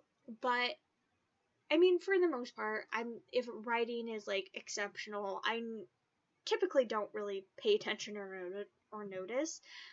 But in this writing, oh boy, did I notice. It was so beautiful. I need to read through this again with my highlighter and just highlight the shit out of it because it was incredibly gorgeous.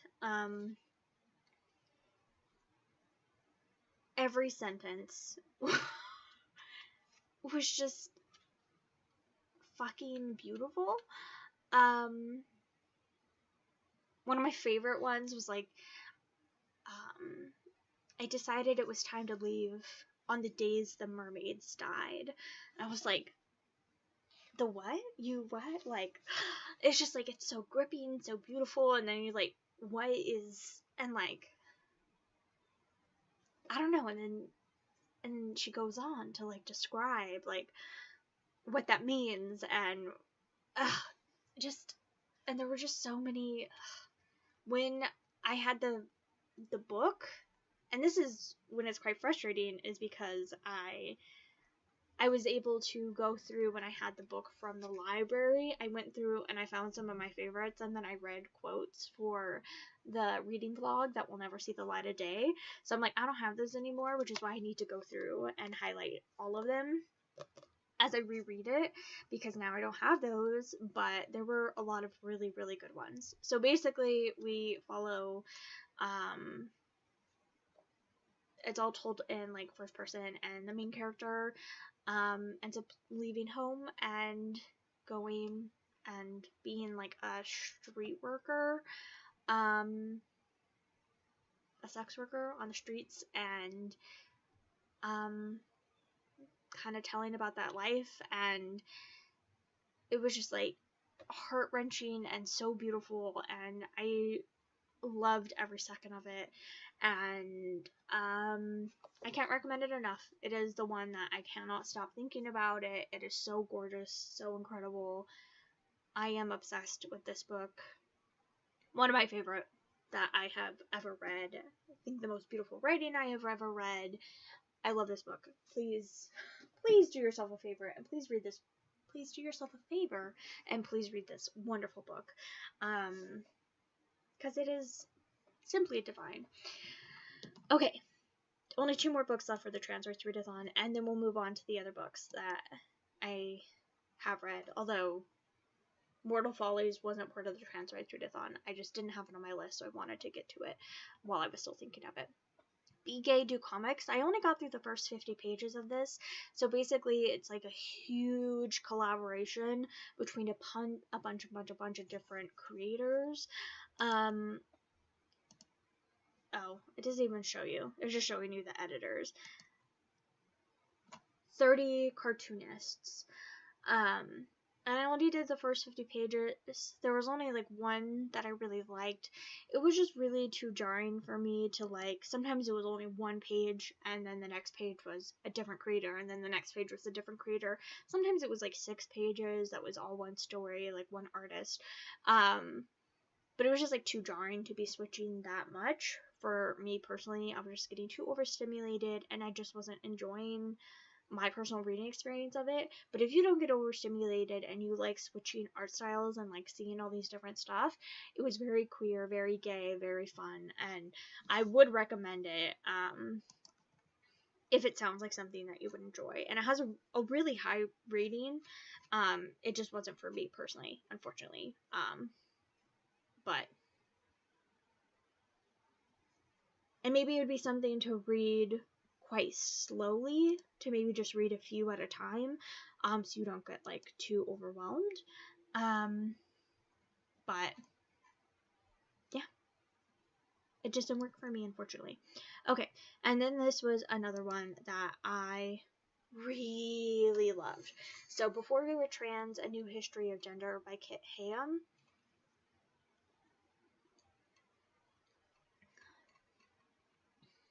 So this, a groundbreaking global history of gender nonconformity.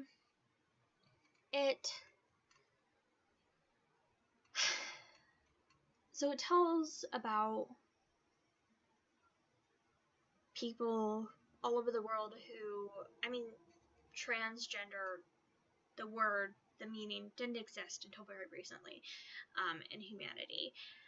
So basically everybody talked about in this book. We have no idea if they would consider themselves trans, if they actually were trans, but it's people who broke gender stereotypes, who were gender nonconforming, who broke out of that. And how even though we don't know if they actually were trans, they're still part of trans history, and still learning about their stories and how that plays into trans history, and not erasing trans history from history because we can't necessarily like put the label of like this person definitively like was trans or wasn't, and the importance of that still being able to have a trans history when people say like that it's like a new concept and stuff like that. Very, very interesting, very, very accessible. Like I have read or tried to read a few different books by like nonfiction books on transness and LGBTness, queer theory and gender studies, and some of them were just far too dense, far too what's the word I'm looking for? Studious for me.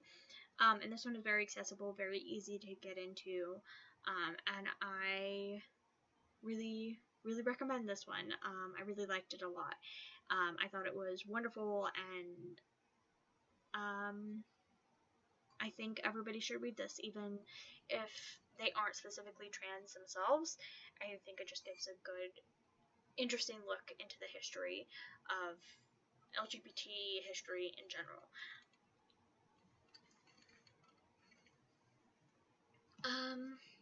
I loved it. I gave it 5 stars, and it's definitely one that I will be rereading in the future. I thought it was excellent. Okay. Now, the Trans Rights Readathon is over, but that didn't mean I didn't stop reading lots of trans and gay books. Some of these were DNFs. I read an absurd amount of books in April, so this is what I read in the first half of April. Not all of these, again, are by trans authors, but a lot of them just had trans or non-binary or gender non-conforming characters. So Izzy, At the End of the World,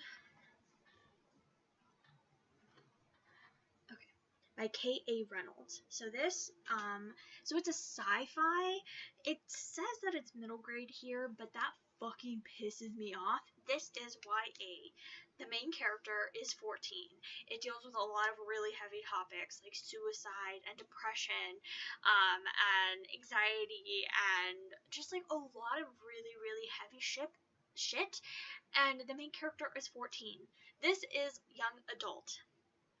But I think it gets marketed as middle grade because the main character is autistic, so they read young. Fucking pisses me off. This is YA. At the bookstore I work at, I put it in YA. And I sold it to a young adult the other day, so I was very happy about that. But I loved this. I think it is great. So we follow our main character, Izzy, and she's just living her life. She lives with her grandparents. Both of her parents are dead. It's kind of like ambivalent, or not ambivalent. Maybe ambivalent's the right word. We don't really know at the beginning of the book why she's living with her grandparents exactly. But she's living with her grandparents at the beginning of the book with her younger sister. And she's like standing outside on the porch, and she's looking at the stars, and like all the stars start to go out, and all the stars start to light up, like extra stars starts to pop up or something like that. One of those two. And she's like, what the fuck? And then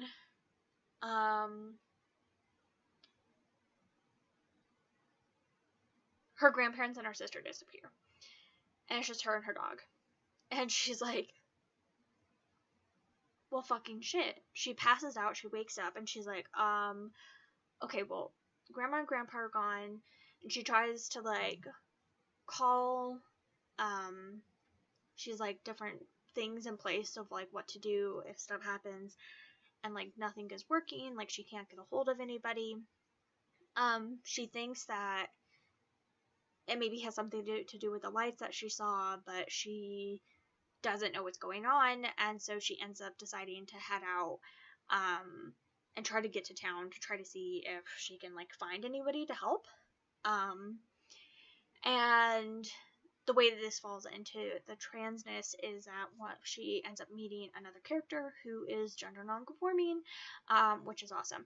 And yeah, so it's like an alien abduction story, but it has a lot of like heavy topics. So I would say like try to find like some content warnings. I know I'm not being very helpful with that, but I wonder if somebody lovely would have content warnings in their thing. Oh, the main character is autistic. I think I already said that. Death of parent from suicide is one. That is a content warning. Yeah, like I said, there were a lot of like really heavy topics in this one. But it was so good, and I just had a lovely time reading this.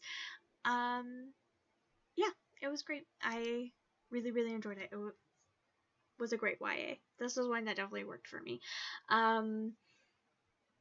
And I thought it was really good autistic representation as well. And it was like really, really blatant autistic representation. I feel like a lot of times, and thankfully this is getting better, but so many times autistic representation is like autistic coded.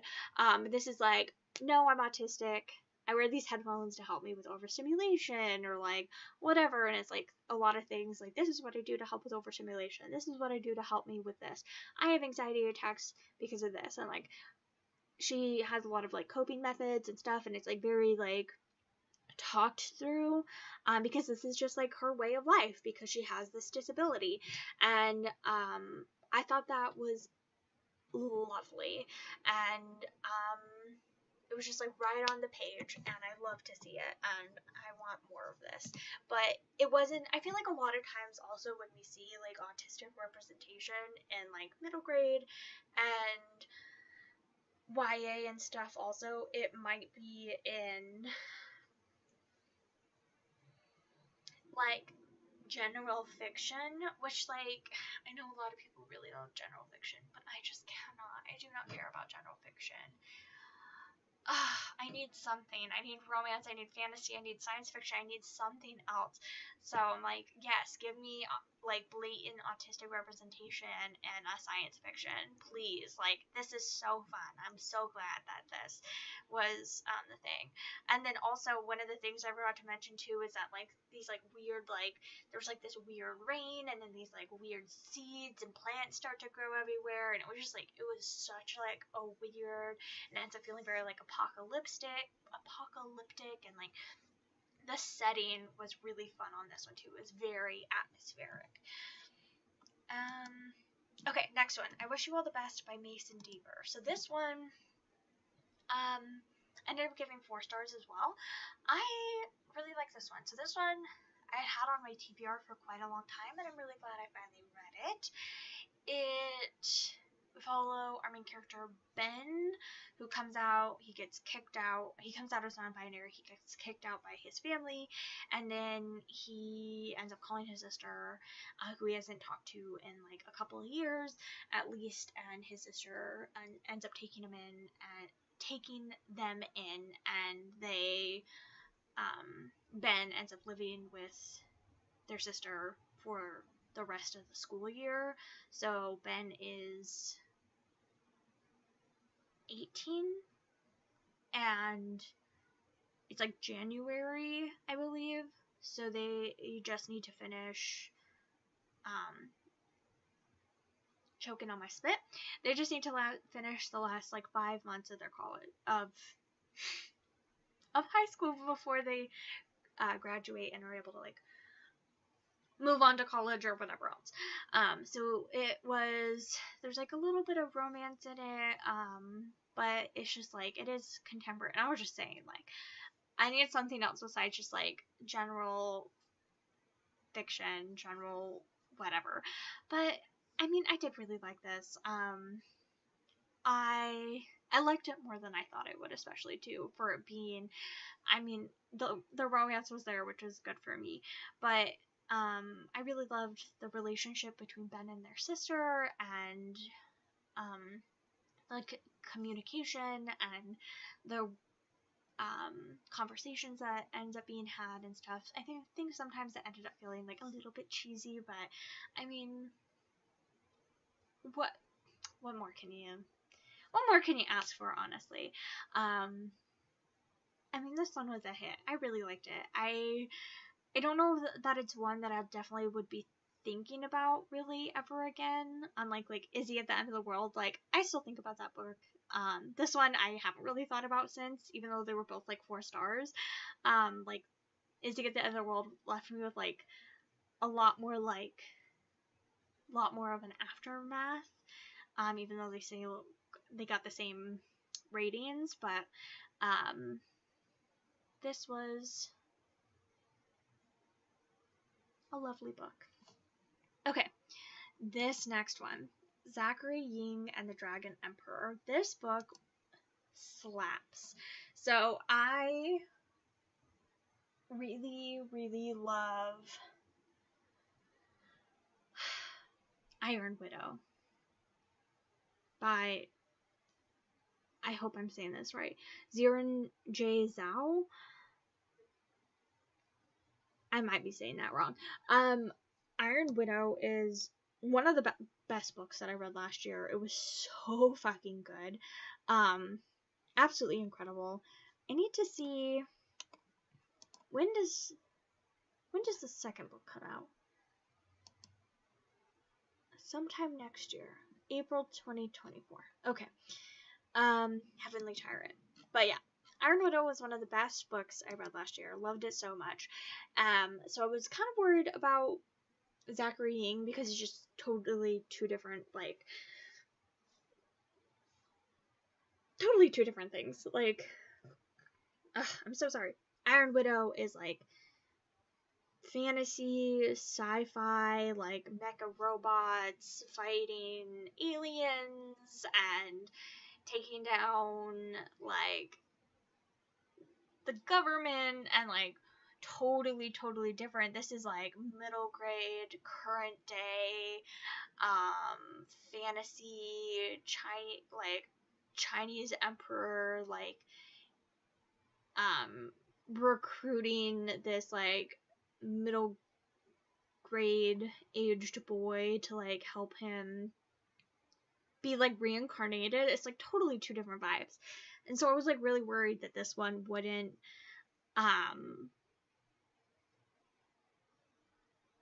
wouldn't be as good because I would just be thinking about Iron Widow the whole time. But it was incredible. I mean, obviously they didn't hit the same way, nor were they supposed to, but I love them both. And I love them both not equally. I mean, Iron Widow is, but this one was still. So, Zachary Ying and the Dragon Emperor. It was such a vibe. Yeah, so he doesn't know a lot about his Chinese heritage, but there's like this AI game that he really, really likes a lot, and then basically a Chinese emperor like tries to bond with him, and instead of being able to bond with him, he bonds to his AI because the AI has a lot of the Chinese mythology in it, and so the AI, the like VR game knows more about the Chinese mythology than Zachary does, but he still is going to help the Emperor because bad guys come and like kidnap his mom and are holding his mom captive, and so the Emperor will help him get his mom back if he helps the Emperor.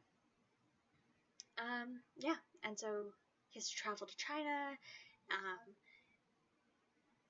I kept saying AI. It's AR, an augmented reality. It's like Pokemon Go, but like battles with like different like mythology, like folklore from like all over the world.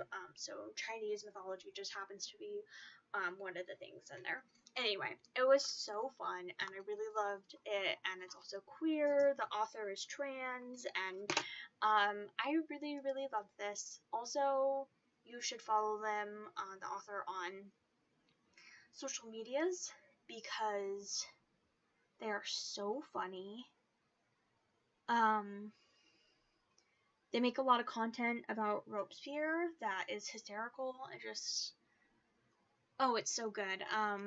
So YouTube or TikTok or whatever you use, follow them and then watch all their content because it is wonderful. Even Though I Knew the End by C.L. Polk. Oh my god, I wish I loved this, but I DNF'd it only 18% in because I could not get past the writing. It was so cheesy to me, and I know that this is supposed to have like some of the best writing ever, and this is why I said I can't be trusted with writing. The only writing that I know is fabulous is this, because everybody says that this has fabulous writing and I hated it. So I'm like, I know that Fierce Femmes and Notorious Liars, this has incredible writing. Even Though I Knew the End, I did not love it.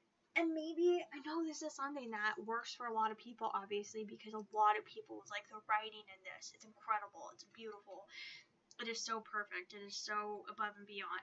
But for me, it just felt really, really cheesy. They're like all talking very, very, very like heavily 20s the whole time, like to such an extreme that I just couldn't.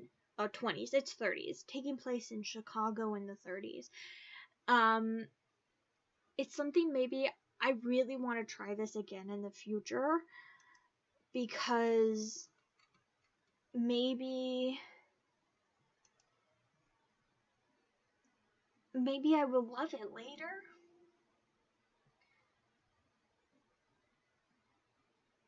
I don't know, I'm just trying to see. Come on, little lady. I mean it, lady. Scram.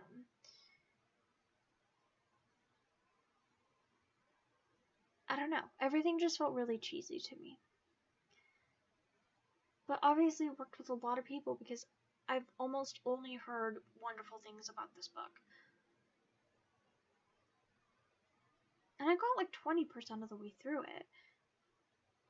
Christ, it's a dame!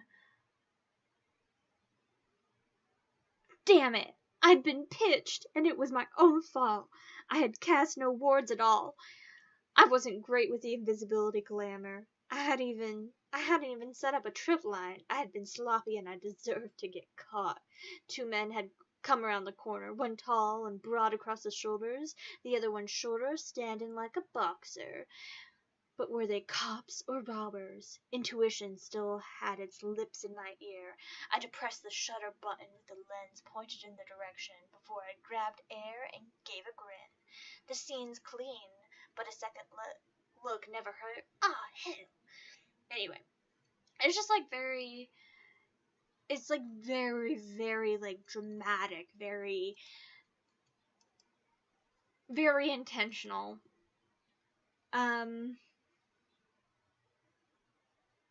And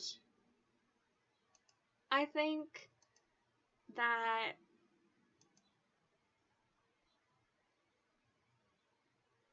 if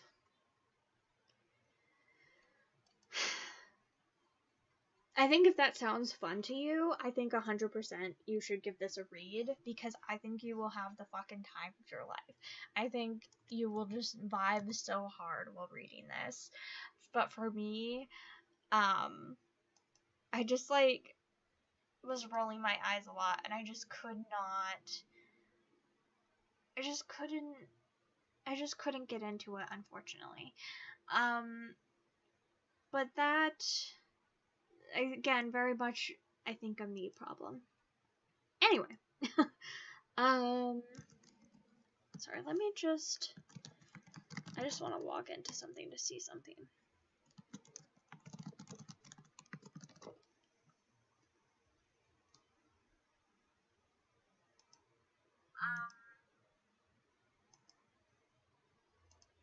Okay. Alrighty. Next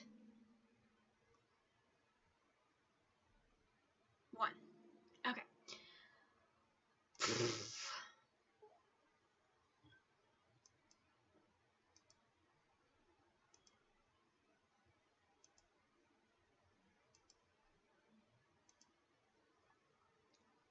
Rivers of Teeth by Sarah Gailey. So I reread Rivers of Teeth.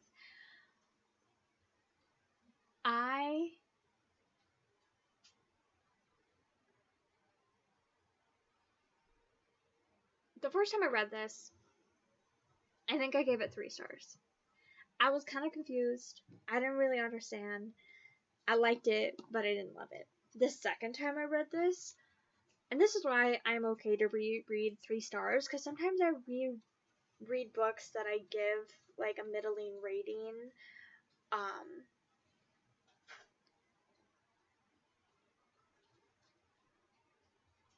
or a rating that is even like a 4-star or 2-star. Sometimes I give books a rating and then I think about them, I'm like, maybe I would love this at a different time or whatever, and then I reread it, and then sometimes I'm right. And this is one of them. I loved this so much the second time around. I don't know why it hit so much different the second time, but everything about it, the characters, the writing, the pacing, everything. If you don't know what this is, it's alternative history where basically, well, it says right here, in the early 20th century, the United States government concocted a plan to import hippopotamuses into the marshlands of Louisiana to be bred and slaughtered as an alternative meat source. This is true. Other things are about hippos. They are savages. They are savage. They are fast, and their jaws can snap a man in two. This was a terrible plan.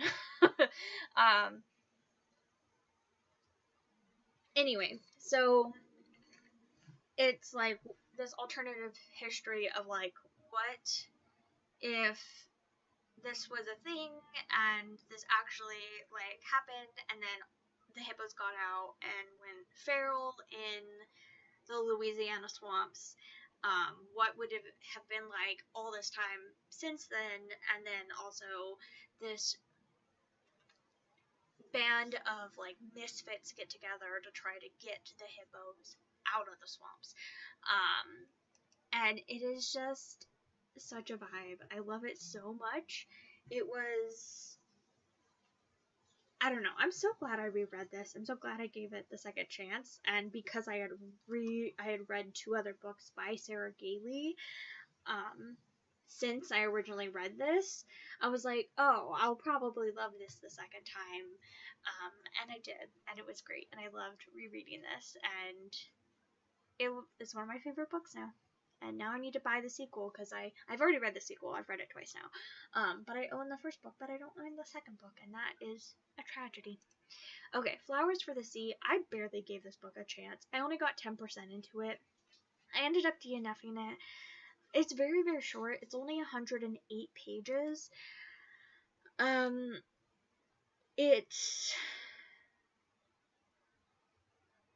It's a horror novella, and I don't know. I don't really know too much about it, and I don't really know why I wasn't getting into it. I was trying to read it during like a 48-hour readathon, and I just like couldn't get into it. And like I said, I've been DNFing more and more books that I just don't feel like are going to be favorites, and that I'm just not vibing with, and this was one of them, so I didn't keep going. But in case this wasn't on your radar and you want more horror novellas in your life, especially ones by trans authors and black trans authors at that as well, I'm throwing this one on your radar. Okay, this next one, The Mimicking of Known Success by Malka Ann Older. I really liked this one, so I ended up giving it 4 stars. So it is a science fiction mystery. It's queer, and it's honestly, I can't really tell you too much. So The Mimicking of Known Success by Malka Ann Older. I can't really tell you too much about what it is. Set on Jupiter, because I don't really remember too much about it, but I remember having a really fun time reading it. I remember it being a fun mystery. I remember trains. I don't know why I've like blocked this one from my brain, but I remember really liking it. So this is like a terrible review, but I really recommend it if you want a science fiction mystery. I really liked it. And it was sapphic, so there's also bonus points for being sapphic. I always love that. And I would definitely try other books by this author. There we go.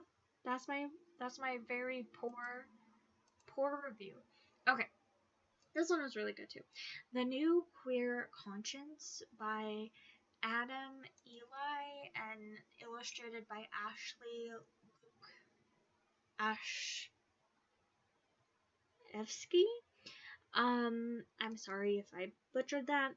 So this is just one of those pocket change collective books. So I really like this series. I've read a good amount of them now. So I've read 7 of them, and I really have enjoyed all of the ones that I've read.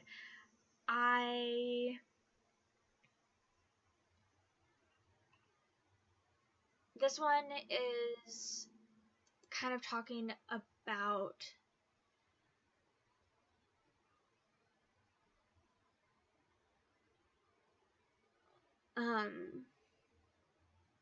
queer people needing community, and then also like queer people needing to take responsibility for like other queer people and take up space for themselves, and then also make space for other queer people. Anyway, I really liked it. The author is also Jewish, and I would just, that's something I definitely need to make a conscious effort of, is that I want to be reading more queer books by Jewish authors. I have another one on this list that I loved deeply, which is why I'm like, I definitely need to be prioritizing this. But yeah, I really like this one, and I thought it was very good. Frizzy by Claribel A. Ortega and illustrated by Rose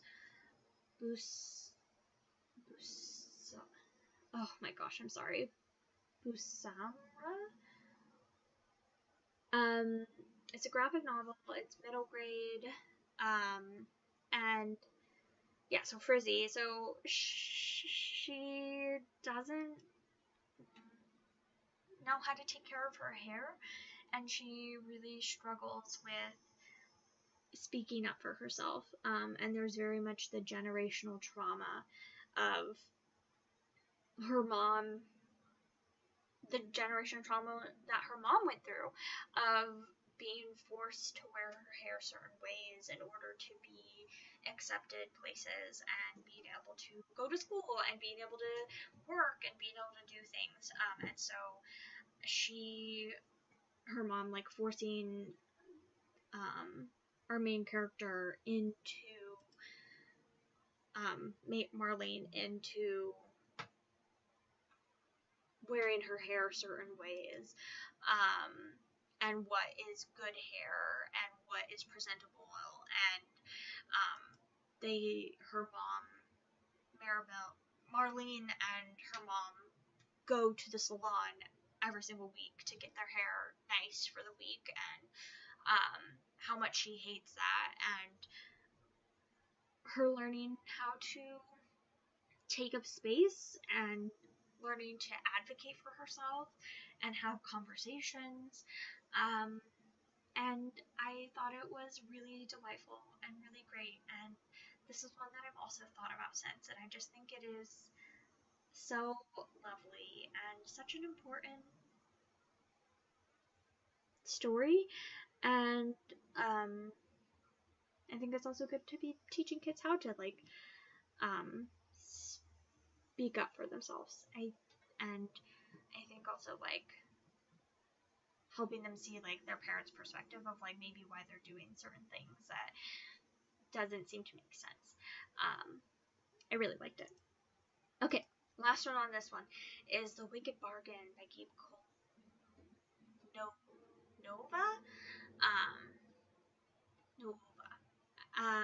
I really like this one as well. I gave this one 4 stars. Although this one was quite brutal, okay, so basically, it's a Latinx pirate fantasy starring a trans masculine non-binary teen with a mission of revenge, redemption, and revolution. So I would say that this is the pirate fantasy that I would recommend out of the pirate fantasies that I have attempted, the young adult pirate fantasies that I have attempted. So Mar, when they were born,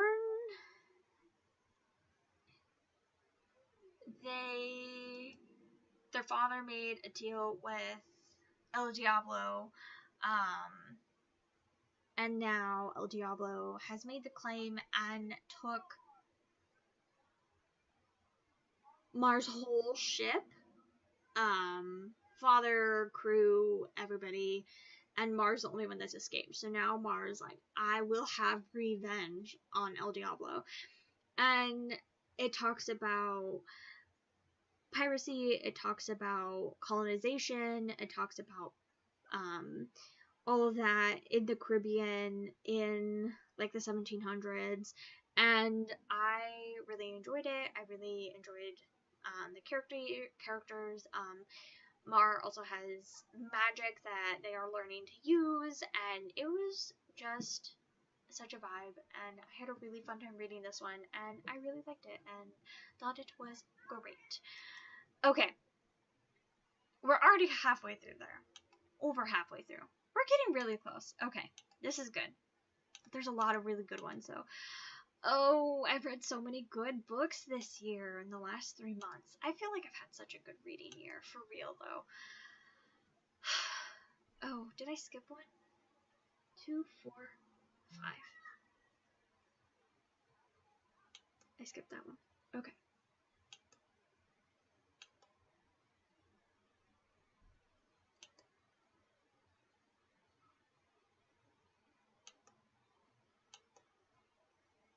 Okay.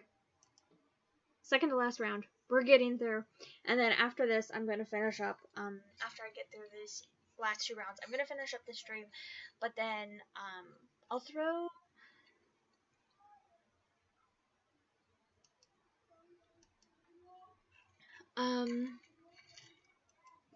I'll throw the link in again.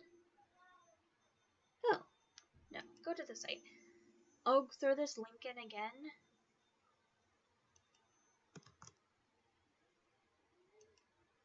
But if you want to vote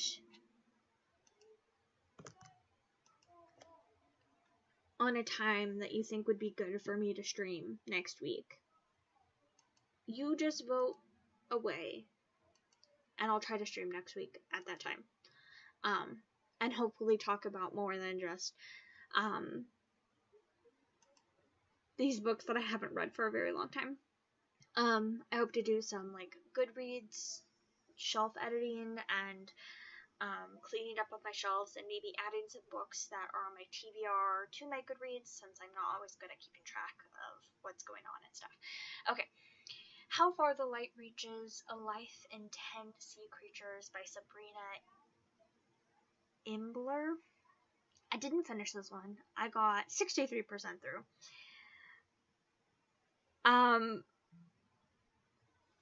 My review was, I guess, quite concise, because it was memoirs just aren't for me. I kept trying to get through this book, but I just don't like memoirs. And that's not Sabrina's fault. I just don't like memoirs. But I think if you do like memoirs, or if you want to try a memoir, and you also like weird science books or science books about animals or sea creatures or whatever, I would say definitely give this one a try, because I think if a memoir was going to work for me, that this one would have been it. But it didn't work for me.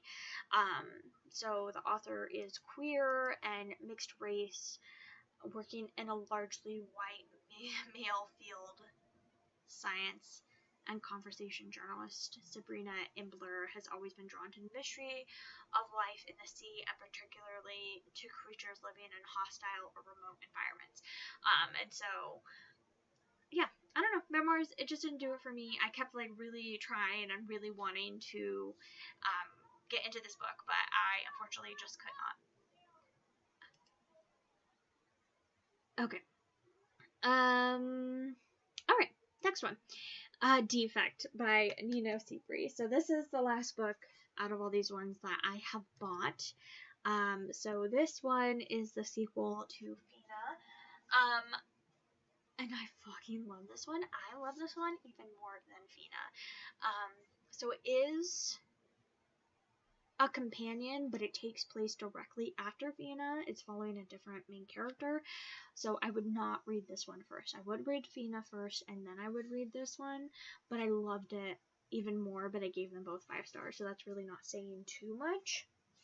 But I did immediately buy it because I needed to own a copy. It's incredible. Okay, so Defect follows one of the other people who works at the IKEA-esque store, a Littenvard's most loyal employee. He lives and breathes the job, from the moment he wakes up in a converted shipping container at the edge of the parking lot to the second he clocks out of the clocks out of work 18 hours later. But after he takes his first ever sick day, his manager calls that loyalty into question. An excellent employee like Derek, an employee made to work at Litton Varden, shouldn't need time off. And yeah, I don't know.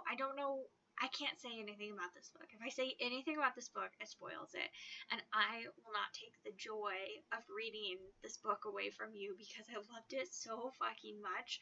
But if you already read Fina and liked it, or have an interest in reading Fina, I urge you to do so, and then to read this one because I loved it even more. I thought it was so fun, and I had a great time, and I really, really recommend it, but I can't say anything more.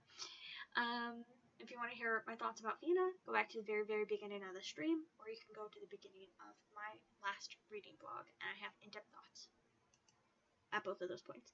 Okay, here's another DNF. The Scourge Between Stars. I got 20% into this one. Another, like, short horror. I don't know why this one wasn't working for me. I think I was just kind of bored. And again, I have been DNFing books that would probably get 3 stars, and I've been really ruthless about it.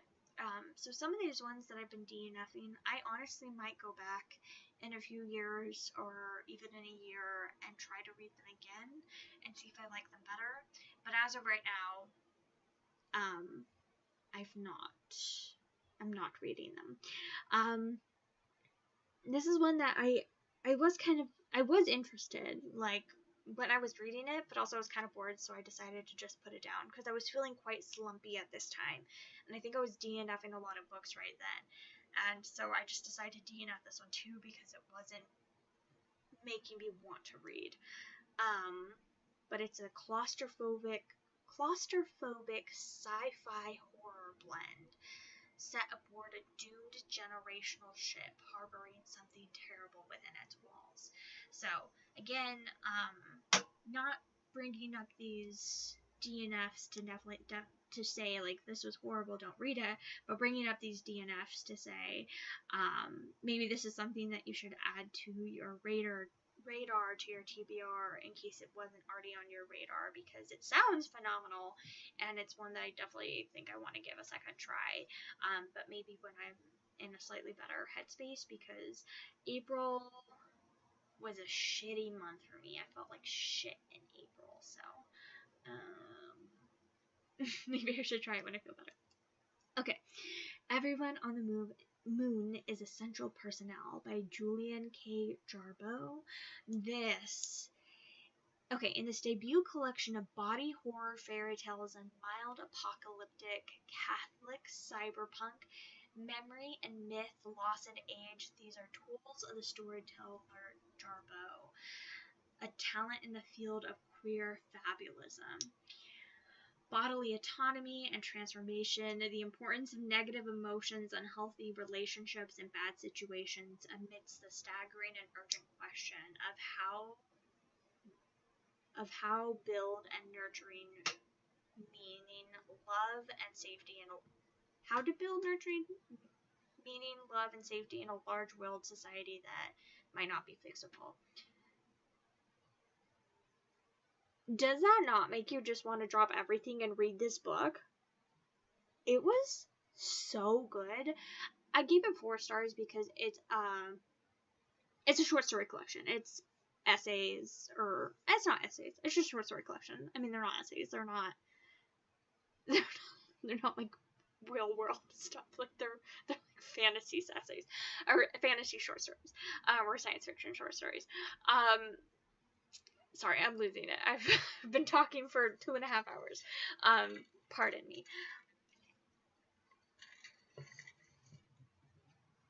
But, so some of them were 5 stars, incredible, phenomenal. I'm still thinking about some of these stories. Some of them were really good. I really liked them, 4 stars. Some of them were like, meh.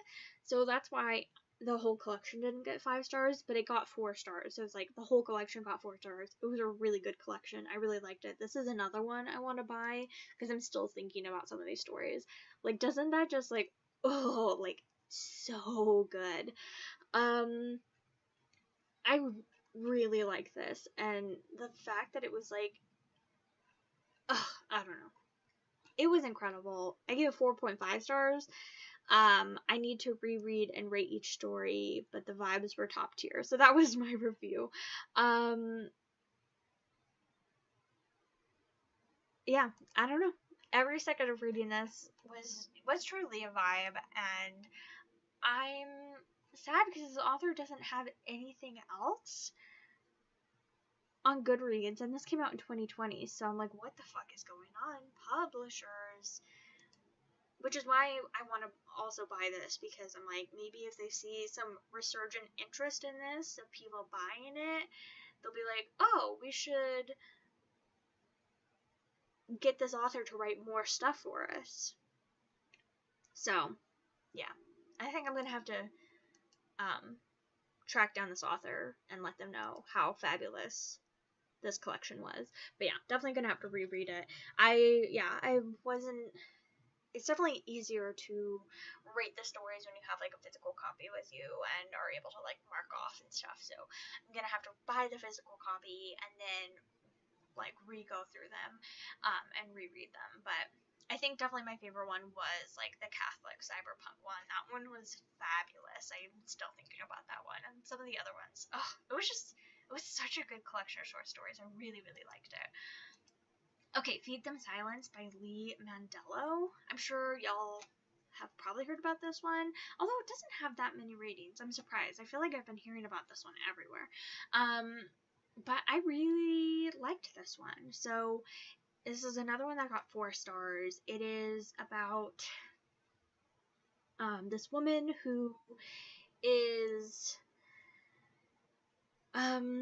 she's a scientist, and she was working to help like engineer something that helps you like be in the consciousness of like animals, and she is testing it and being in the consciousness of a wolf, but also at the same time her relationship is falling apart with her wife. And so and it's also like, so it also has like conversations about like maybe like disassociating and like getting away from your life. And it is classified as horror, but I wouldn't really consider it like, this is not a scary horror.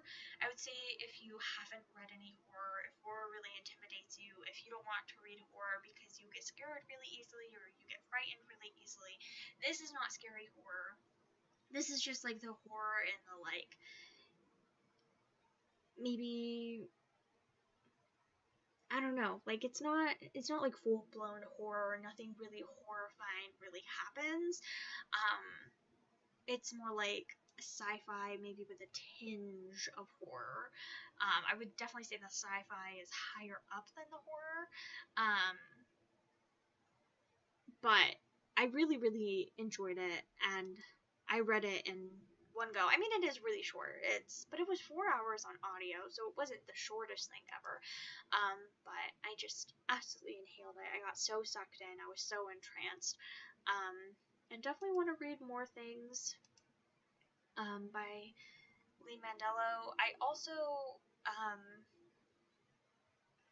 there's also some conversations about like the main character, her wife is also not white, so there's also some conversations about that, of like having more like white people needing to take more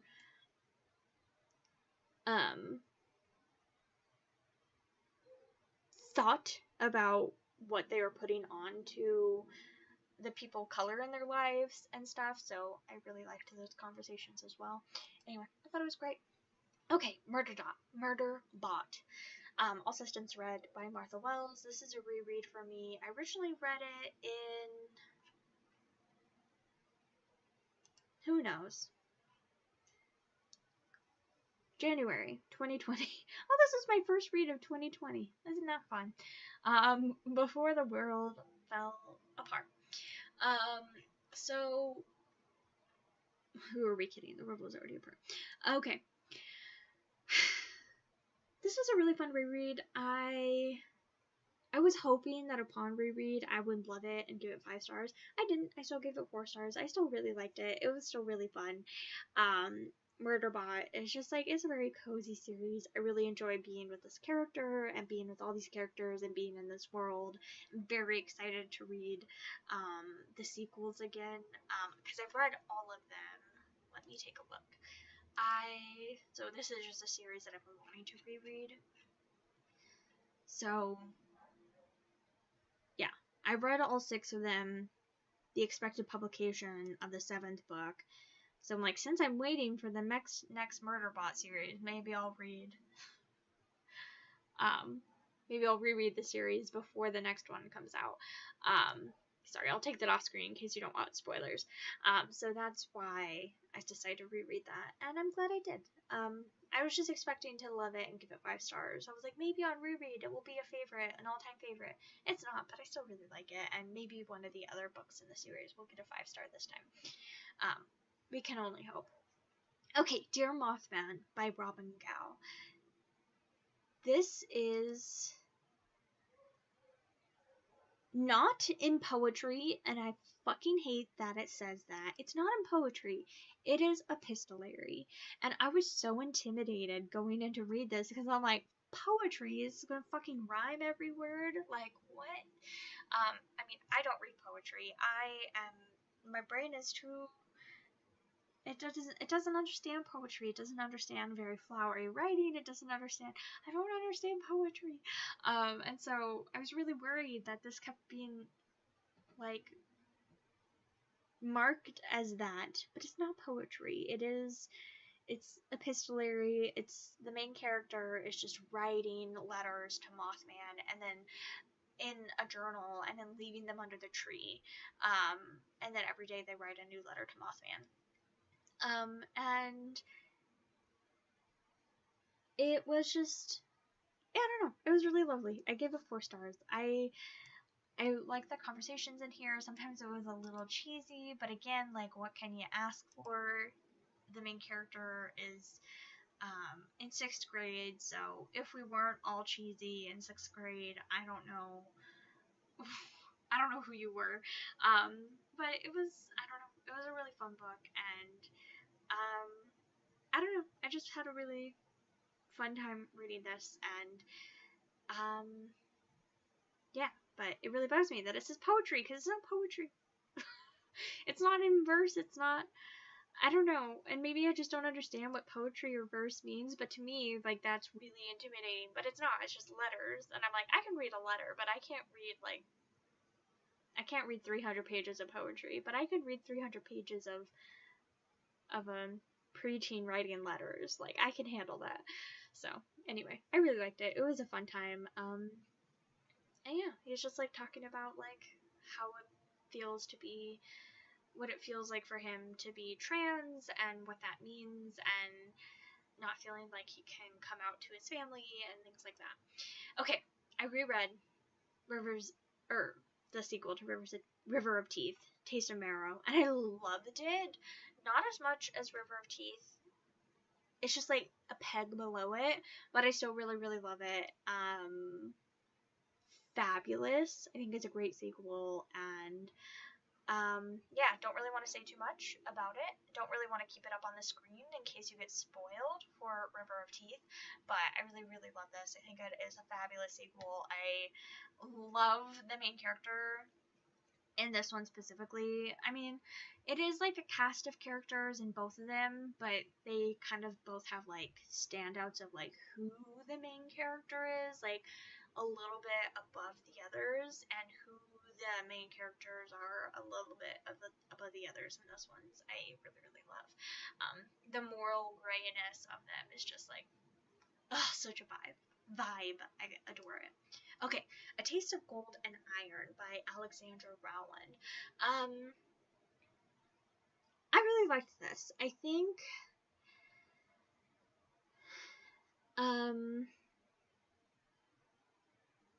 one, I really liked that this was like accessible for me, because I tend to lose interest in fantasy books that are too long. So it's 500 pages, so it is quite long, but I didn't lose interest. I didn't get too bored. I didn't get too dragged out, so I enjoyed that. But it is like a fantasy romance. But it wasn't like very, very fantasy. It was kind of like more mild fantasy. A lot of the fantasy is that sorry, I'm gonna readjust and take some water.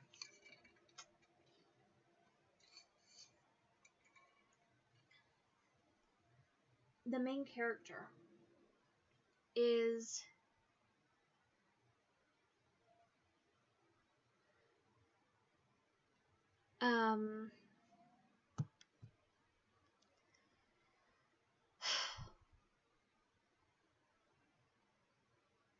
he has touch metal taste thing, so he can like touch metal and he can tell like where it's from and like the quality of it and stuff, and like he is the prince and he can like, it's like very important that their empire is very much based on like having a certain amount of like purity of gold in their money. And so then some like counterfeits start showing up, and it ends up being quite worrying. And he ends up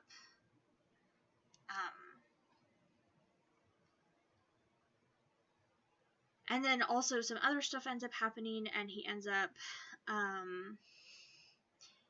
getting kind of in trouble with his sister, the queen of it. Well, is she a queen? Is she an empress? I don't remember what she is.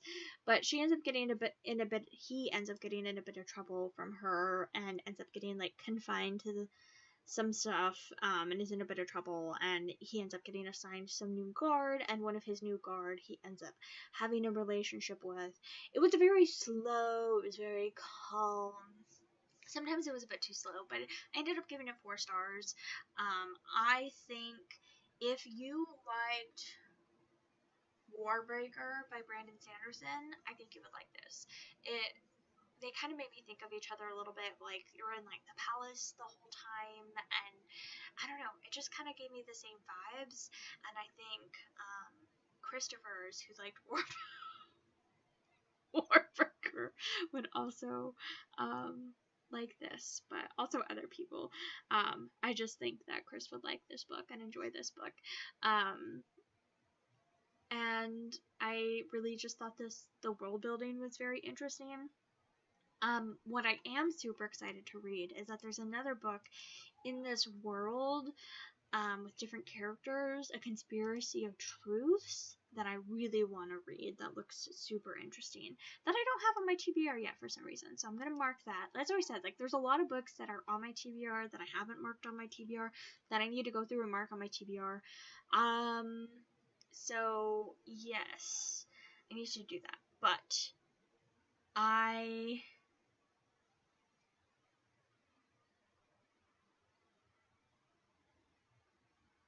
Oh, I didn't realize that Alexandra Rowland used they them pronouns. That's awesome.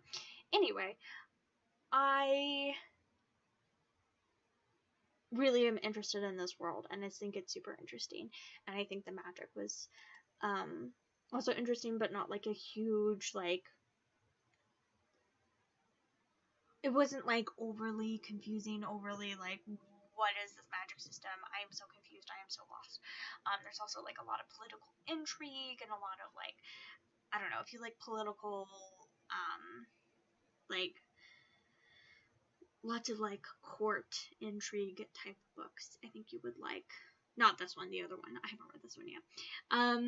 So The Bruising of Kilwa by Nassim Jamina. This is maybe, it's so hard to choose favorites off of this list because so many have been 5 stars. But this is one that I need to buy myself a copy. I'm going to buy myself a copy as soon as I have some spending money. This is definitely going to be one of the first ones that I do buy. I have been thinking about this book so much since I finished it. This book was incredible. I loved it. So it was it is so interesting. So basically, it's this queer, normative, Persian-inspired world. A refugee, a non-binary refugee practitioner of blood magic discovers a strange disease that causes political rifts in their new homeland. So it is.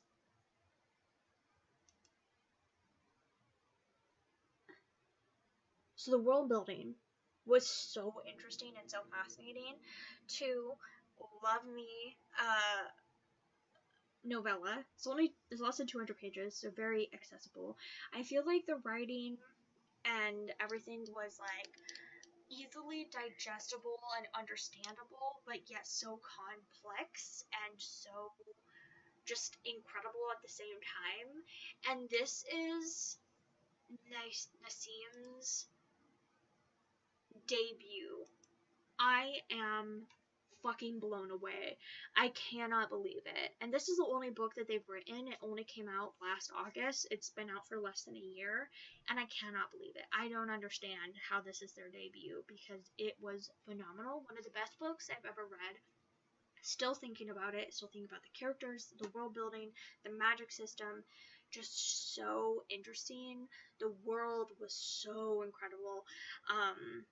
And not an ounce of Western or white culture in it either, which was also really nice. So, and there's also like, for like the history of this world is like basically these people ended up coming into this other country, taking power, losing power, and now have been forced out. So they like were the oppressors, now they're the suppressed and are now like refugees. So that's kind of the class that the main character is a part of. So like when the oppressors become the suppressed, like what that means and the power like balances and stuff like that. The main character also ends up finding somebody who's living on the streets who also has blood magic, which is like very dangerous to practice, especially if you're not being taught by somebody. And so they take it upon themselves to take this person in and teach them blood magic, even though they have never taught it before, and it's very dangerous to also teach it. But also it's dangerous to know how to practice blood magic, and nobody knows that they do practice blood magic. This book, though, I will say, is incredibly gory. It's incredibly gruesome. It's very gross. Not like in a horror way. Like, it's not marked as horror. It's just like, it's a plague is taking place, a magical plague, and the main character works in a hospital, like a clinic, essentially, and they see a lot of dead bodies, they take care of a lot of dead bodies, they do dissecting, there's like blood magic and stuff. So if you get queasy from blood or like body stuff, I wouldn't read this book if it really grosses you out. That's like definitely my big content warning for this. Like, I think this book is incredible. I think about it all the time. Definitely is going to be probably my top 10 books of the year. I would say out of this stack, and so many of these books are my favorites. This is 100% going to be in my top 10 of the year. This is 100% going to be in the top 10 of my year. Thinking about these books constantly. But I would say, yeah, definitely take caution with this one because it is quite, like, gross at some points, and some of the things that happened, I was like, oh my god, that was disgusting. But necessary. And also there's a lot of like really brutal stuff that happens with the blood magic, of like how it's taught and the discipline that goes into that. So anyway, I really liked it though. Yeah, Magical Plague. It was so good. It was such a cool book. Okay, here we are. Last 5 books. We're here. It was incredible to read all these great books. Okay, Next one, A Psalm for the Wild Built by Becky Chambers, the first book in the Monk and Robot series. I really liked this one. It's another one I gave 4 stars. It's very slow, it's very calm. It's about this, it's another very like gender ambiguous world. The main character decides to leave the like monastery that they've been at and decide to go be like a tea monk and practice making tea. And then like a robot comes back from the old world, and yeah, I don't know. It's quite an odd book, but I enjoyed it. Something that has stuck with me, and it's totally okay to make criticisms of books and still really love them, and to also have nuanced thoughts about books, and then still love them and give them 5 stars and still be your favorite books. But I know that Sim Kern made a video talking about how they didn't love the cultureless world that this book ended up being. That it seems like sometimes when white authors are trying to make like a utopian future, it ends up being cultureless. But that's not good for people who do have culture, and culture is really important to them, and that this world is very culture filled. So I just thought that was an interesting conversation to keep in mind with this book in particular, is that it is like a very cultureless world, and I just thought that was a very interesting thing to keep in thought, that it's very omniculture, I guess I should say, is that it's not that there's no culture, but it's just like everybody is now together under the same cultural umbrella, and then it's like nobody has their cultural differences and everybody practices the same culture and stuff. And I think that Sim's video was very excellent about their talking about that, and it's like it's okay to love this book, and you can totally love this book, but also we can have nuanced thoughts and criticism about how like that's not necessarily like what utopia is. I just thought that was really interesting, but I really, really liked it. It's very cozy, it's very fun, and this is like the perfect book to read to like curl up with like a cup of tea. Just like make yourself the coziest, warmest cup of tea, and just keep on sipping that tea and read this book. And it's so short, and it was very lovely. The Red Threads of Fortune. I was quite disappointed in this book. Okay, I still gave it 3 stars. It's the second book in the Intenserat series, so the Black Tides of Heaven. There are more books in this series. What the fuck? I thought there were only 2. What the fuck? Okay, so I'm confused. Anyway, Black Tides of Heaven and Red Threads of Fortune. These are the 2 that are very connected. Like this one, and then this one takes place afterwards, follows different characters, but is like a direct sequel, like takes place right after, well, not right after, but takes place in the world after, this book will spoil, Red Threads of Fortune will spoil everything that happens in Black Tides of Heaven. So just know, you have to read Black Tides of Heaven and then Red Threads of Fortune. Loved Black Tides of Heaven. Didn't love Red Threads of Fortune. I just didn't care about the characters as much. I thought the world building was a lot more confusing. I just lost the plot a lot more. I lost my interest a lot more. And I also had to restart the book like 5 times, no joke. Like I listened to the first like 10, 15, 20 minutes of the audiobook like 5 whole times. I would start it, I would get really lost and confused, I'd stop it, I'd move on for the day. A different day, I would try to start over. I'd get really confused, I'd get lost, wasn't catching my interest, I'd stop. I did that like 5 times. I probably shouldn't have just read this book, but I really wanted to because I loved the first book so much, so I kept persisting. And I didn't love it as much. I still liked it. The world is super interesting, the magic is super interesting, the characters are really interesting, but it just didn't work for me as much. But now I know that there's more books in this series, and I'm really confused as to why they were calling this like a duology. I don't understand, but it's Silk Punk. It's very interesting. And I'm gonna add this to my want to read shelf, and hopefully, oh no. In case you were curious, you're seeing different names. Neon Yang is what this author goes by now. So I'm gonna try to find a version with the author's correct name on the cover. Perfect. Neon Yang. There we go. That's what we like to see. Using author's correct names. People's correct names. Okay. The Silk. Silk Punk. The Salt Grows Heavy by Cassandra Khaw. I really liked this book, you guys. I really liked it.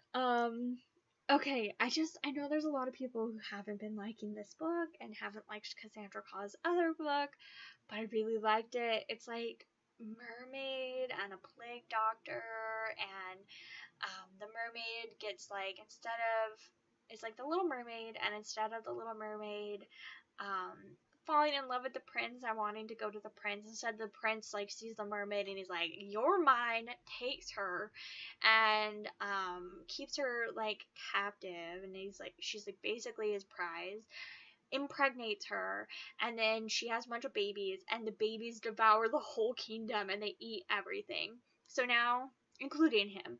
So everybody and everything and the whole kingdom has been eaten, so she's the only one left in the kingdom.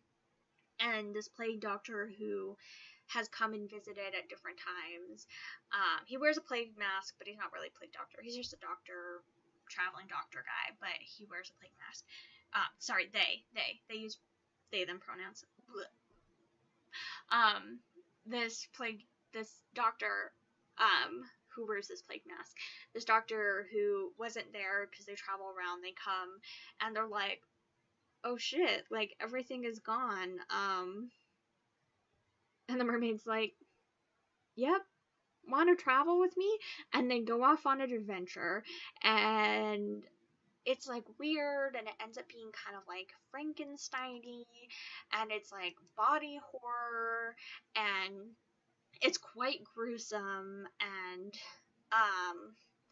the mermaid doesn't have her voice because, the prince, cut out her tongue and forced her to eat it, and it's like quite traumatizing, and they come across this like village full of like children who are in a cult, and it was, I don't know, it was such a wild novella, and it was so engrossing, and I loved every second. The writing was gorgeous, and I had such a fun time with this one. Again, if you're really sensitive to like blood and gore and like body horror stuff and like body descriptions, maybe be a little sensitive of this one. The mermaid and her doctor must embrace their cruelest parts of their true nature if they hope to survive. And it makes me think that I need to read Nothing But Blackened Teeth, because a lot of people really hated Nothing But Blackened Teeth.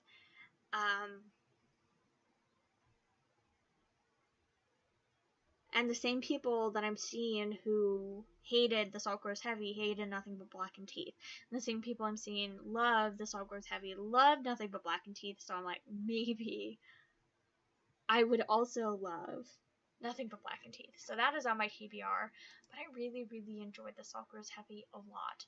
Also, look at this cover. Is that not the just like most gorgeous cover you ever did see?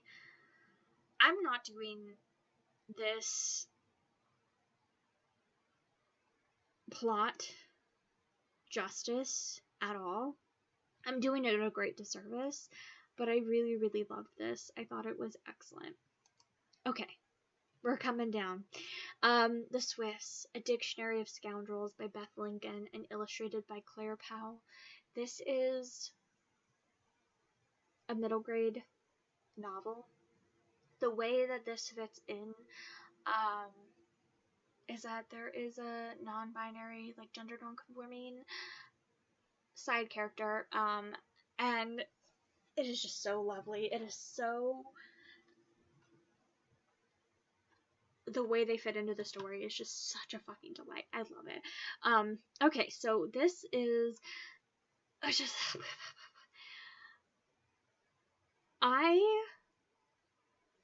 everything about this book was a delight. So how the Swifts are named is when they are born, the parent takes the family Bible and they open it up and they point, and that is the child's name. So if the child has a name that would be like a common name, a mundane name, so like Grace,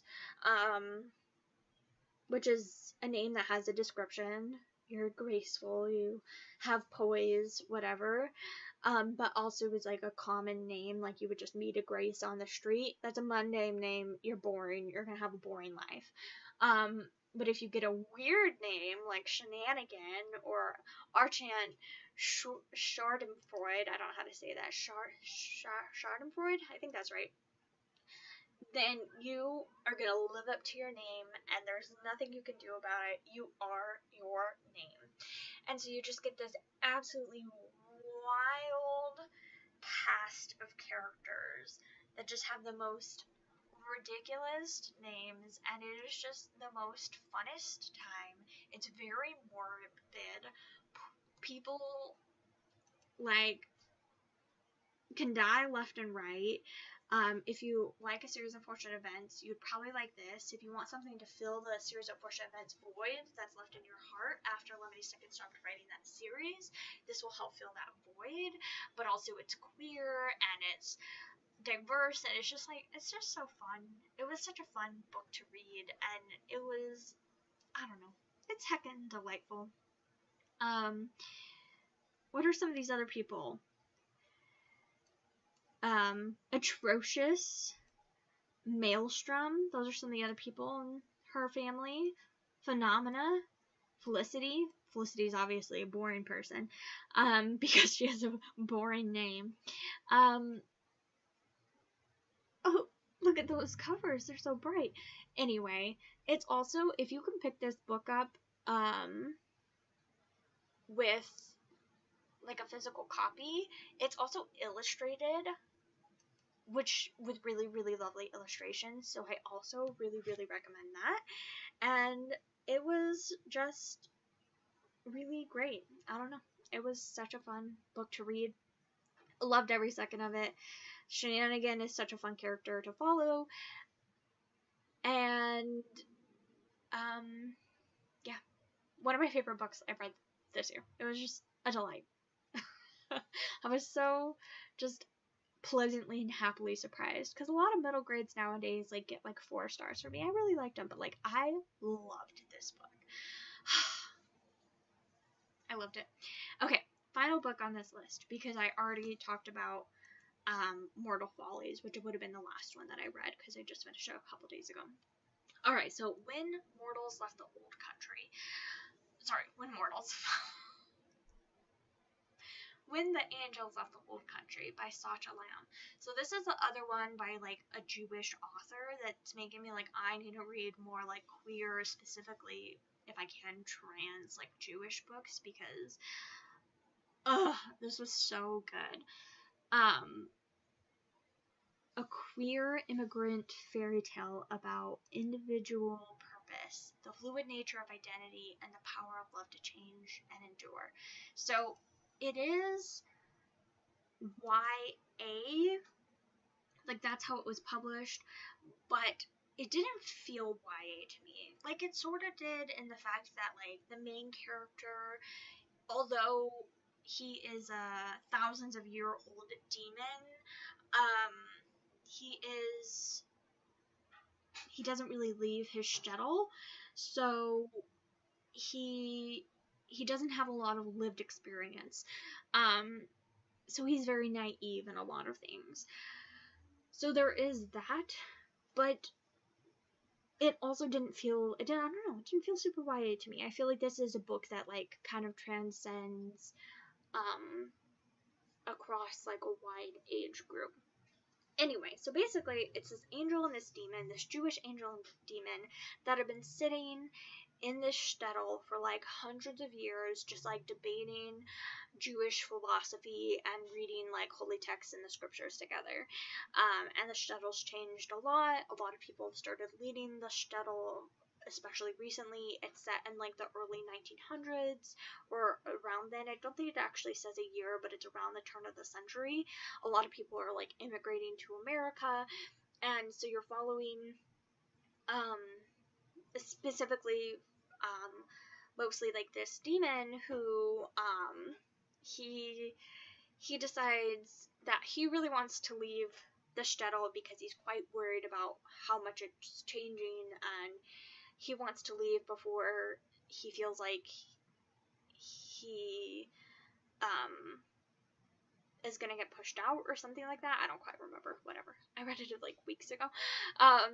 And so he ends up, he wants the angel to leave with him because the angel is his like best friend. And so the angel, which uses it pronouns, which I love. So the angel doesn't want to leave the shtetl. It's like, no, fuck that. But the angel, there was somebody in the shtetl who ended up going to America and then stopped writing. And so the demon's like, come on, we gotta go find that person who went to America to see if, because they were in like Europe, to see if we can help them, or at least like find what happened to them. And so the demon ends up convincing the angel, and they end up leaving, and it ends up being the story of them looking for them. At the same time, you're following this other person who's coming from Russia who is wanting to leave her shtetl as well. And she wanted to do it with her friend, but then right before they end up having enough money, her friend's like, I'm gonna get married. And the girl is like, I think I was in love with you, so I'm kind of hurt that you are marrying some guy now. And so she ends up leaving the shtetl, and so then kind of like her and the angel and the demon paths colliding. The writing I love so much. It has one of my favorite writing styles where it's like a narrator telling you a story, but the narrator doesn't have like too much personality. It just has a little bit of personality, but not too much. And a lot of times it's like little Asmodeus, little Ash, that's what they call him, Asmodei. But little Ash is the demon. Little Ash, like, didn't know this yet, but he would figure it out quite soon, like kind of stuff like that. And so it's like the narrator's like telling you the story and has like a little bit of a personality, and it's just like was just so engaging and so fun. It did have like, I mean, it's hard to have a Jewish story that like isn't quite devastating in some way or another, that is set within the last, well, really set in any time periods, because Jewish people have been persecuted for so long. But although there is a lot of like discrimination towards like Jewish people in the book, it's not the point of the book, and it's not tragedy porn, and it, while there's still being a lot of like sad things in the book, it was still like so like wholesome and cozy and heartwarming, and I loved it so much. And this is another one I've been thinking about constantly since I read it. I think I haven't like marked it on here yet, because I'm probably about 2 or 3 weeks behind on my Goodreads, putting stuff onto my Goodreads, probably like 2 weeks behind. So I need to put this on my Goodreads, but I gave it 5 stars. I loved it so much, and I think this is another one that I would say also is probably going to be in my top 5 favorite books of the year for sure. I loved it so much. I would order myself a copy, and I tried to, but it's out of print already. I think they're going to be doing a second printing, the publisher, but they haven't yet. And I'm very frustrated. I want a copy so badly. It was so incredible. And I feel like personally victimized that I don't have a copy because it was so good. So When Angels Left the Old Country just was incredible. So I've had so many 5-star books that fit into this like trans category that I've read in the last few months. Let's look at that.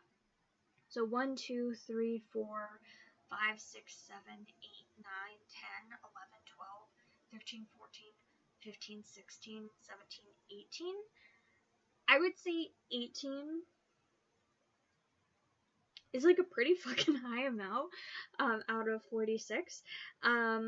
Especially considering a bunch of them were like DNFs, so I didn't even finish a bunch of them. Out of the ones that I did finish, a bunch of them did get 4 stars, but then only one of them got 3 stars. So like everything by these authors I've pretty much been really liking or just like flat out loving, like new favorite books. They've been supreme. And then even the ones that I've been DNFing, a lot of them they have qualities that I'm like, I could see like why people would really like this, or I could see the audience for this, or even I can see myself going back to this in the future. I just like wasn't in the right headspace for it, stuff like that. So yeah, anyway, that's my wrap up, my thoughts. I'm gonna head out now since I've been live streaming for 3 hours. It took me 3 hours to talk about 45 books because I am so rambly. But yeah, support trans creators, support trans authors. If you financially can, buy books by trans authors from bookstores, so that the publishers know that the authors are people that they want to buy more books from, buy more stories from, to keep publishing books by them. And yeah, if it's within your means, definitely do that. Also linked down below, if you were going to donate to the Trans Rights Readathon, for the Trans Rights Readathon, and we're waiting for my second wrap-up video, and then it never came, to donate, down below I have linked a few different GoFundMes that I personally have donated to in the last few months,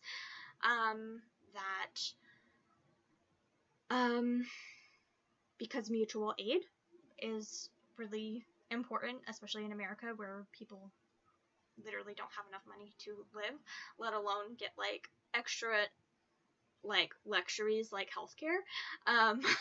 So if you have an extra like $5 that you feel like you can spare and give to any of these people below, I know it's very helpful. And then also after those 3 people, there's also a link to help Ugandan people fleeing Uganda, LGBT people fleeing Uganda after the anti-trans legislation has been coming out, so that they don't get murdered. And we've already been able to get a ton of people out of Uganda. It's only $50 is enough money to get a whole person out of Uganda. $50, that's nothing. To get a whole person out of Uganda, to get them like ticket, to get them their papers to travel, to get them safely out of Uganda. Gotten a ton of people out already. I think they've already raised like over $16,000 or even more than that. I think it's a lot of money. And getting so many people out, getting hundreds and hundreds of people out of Uganda. So if you can donate to that as well, $50 or even the $5 or anything you can, to any of the people down below, or to that organization to help Uganda people. LGBT people in Uganda get out, so that they don't die. That would be awesome. So, I really appreciate your support to me with all my flakiness on here and supporting my mental health. I appreciate it very much. And hopefully you saw the link as well that I've been posting in chat, so that if you want to maybe say a time that you think would work for a stream next week, I'm going to try to stream again next week. Maybe for a less amount of time, maybe for like an hour, hour and a half, and maybe do an update on what I've read in the last week, or I might try to do some other like Goodreads organization, adding books to my Goodreads TBR, or also I have so many organizing things on Goodreads that I want to do that I just haven't been doing, so I would love to work on any of that with you. So if you want to let me know a time that is good for you, so that you can come to the stream and not just watch it after the fact, because I know a lot of you like to watch it after the fact, and I appreciate that if you're watching it after the fact. So let me click on that, let me know when is a good time for you. You could also just leave it in the comments, when is a good time for you out of those times. And yeah, I will see you next week, and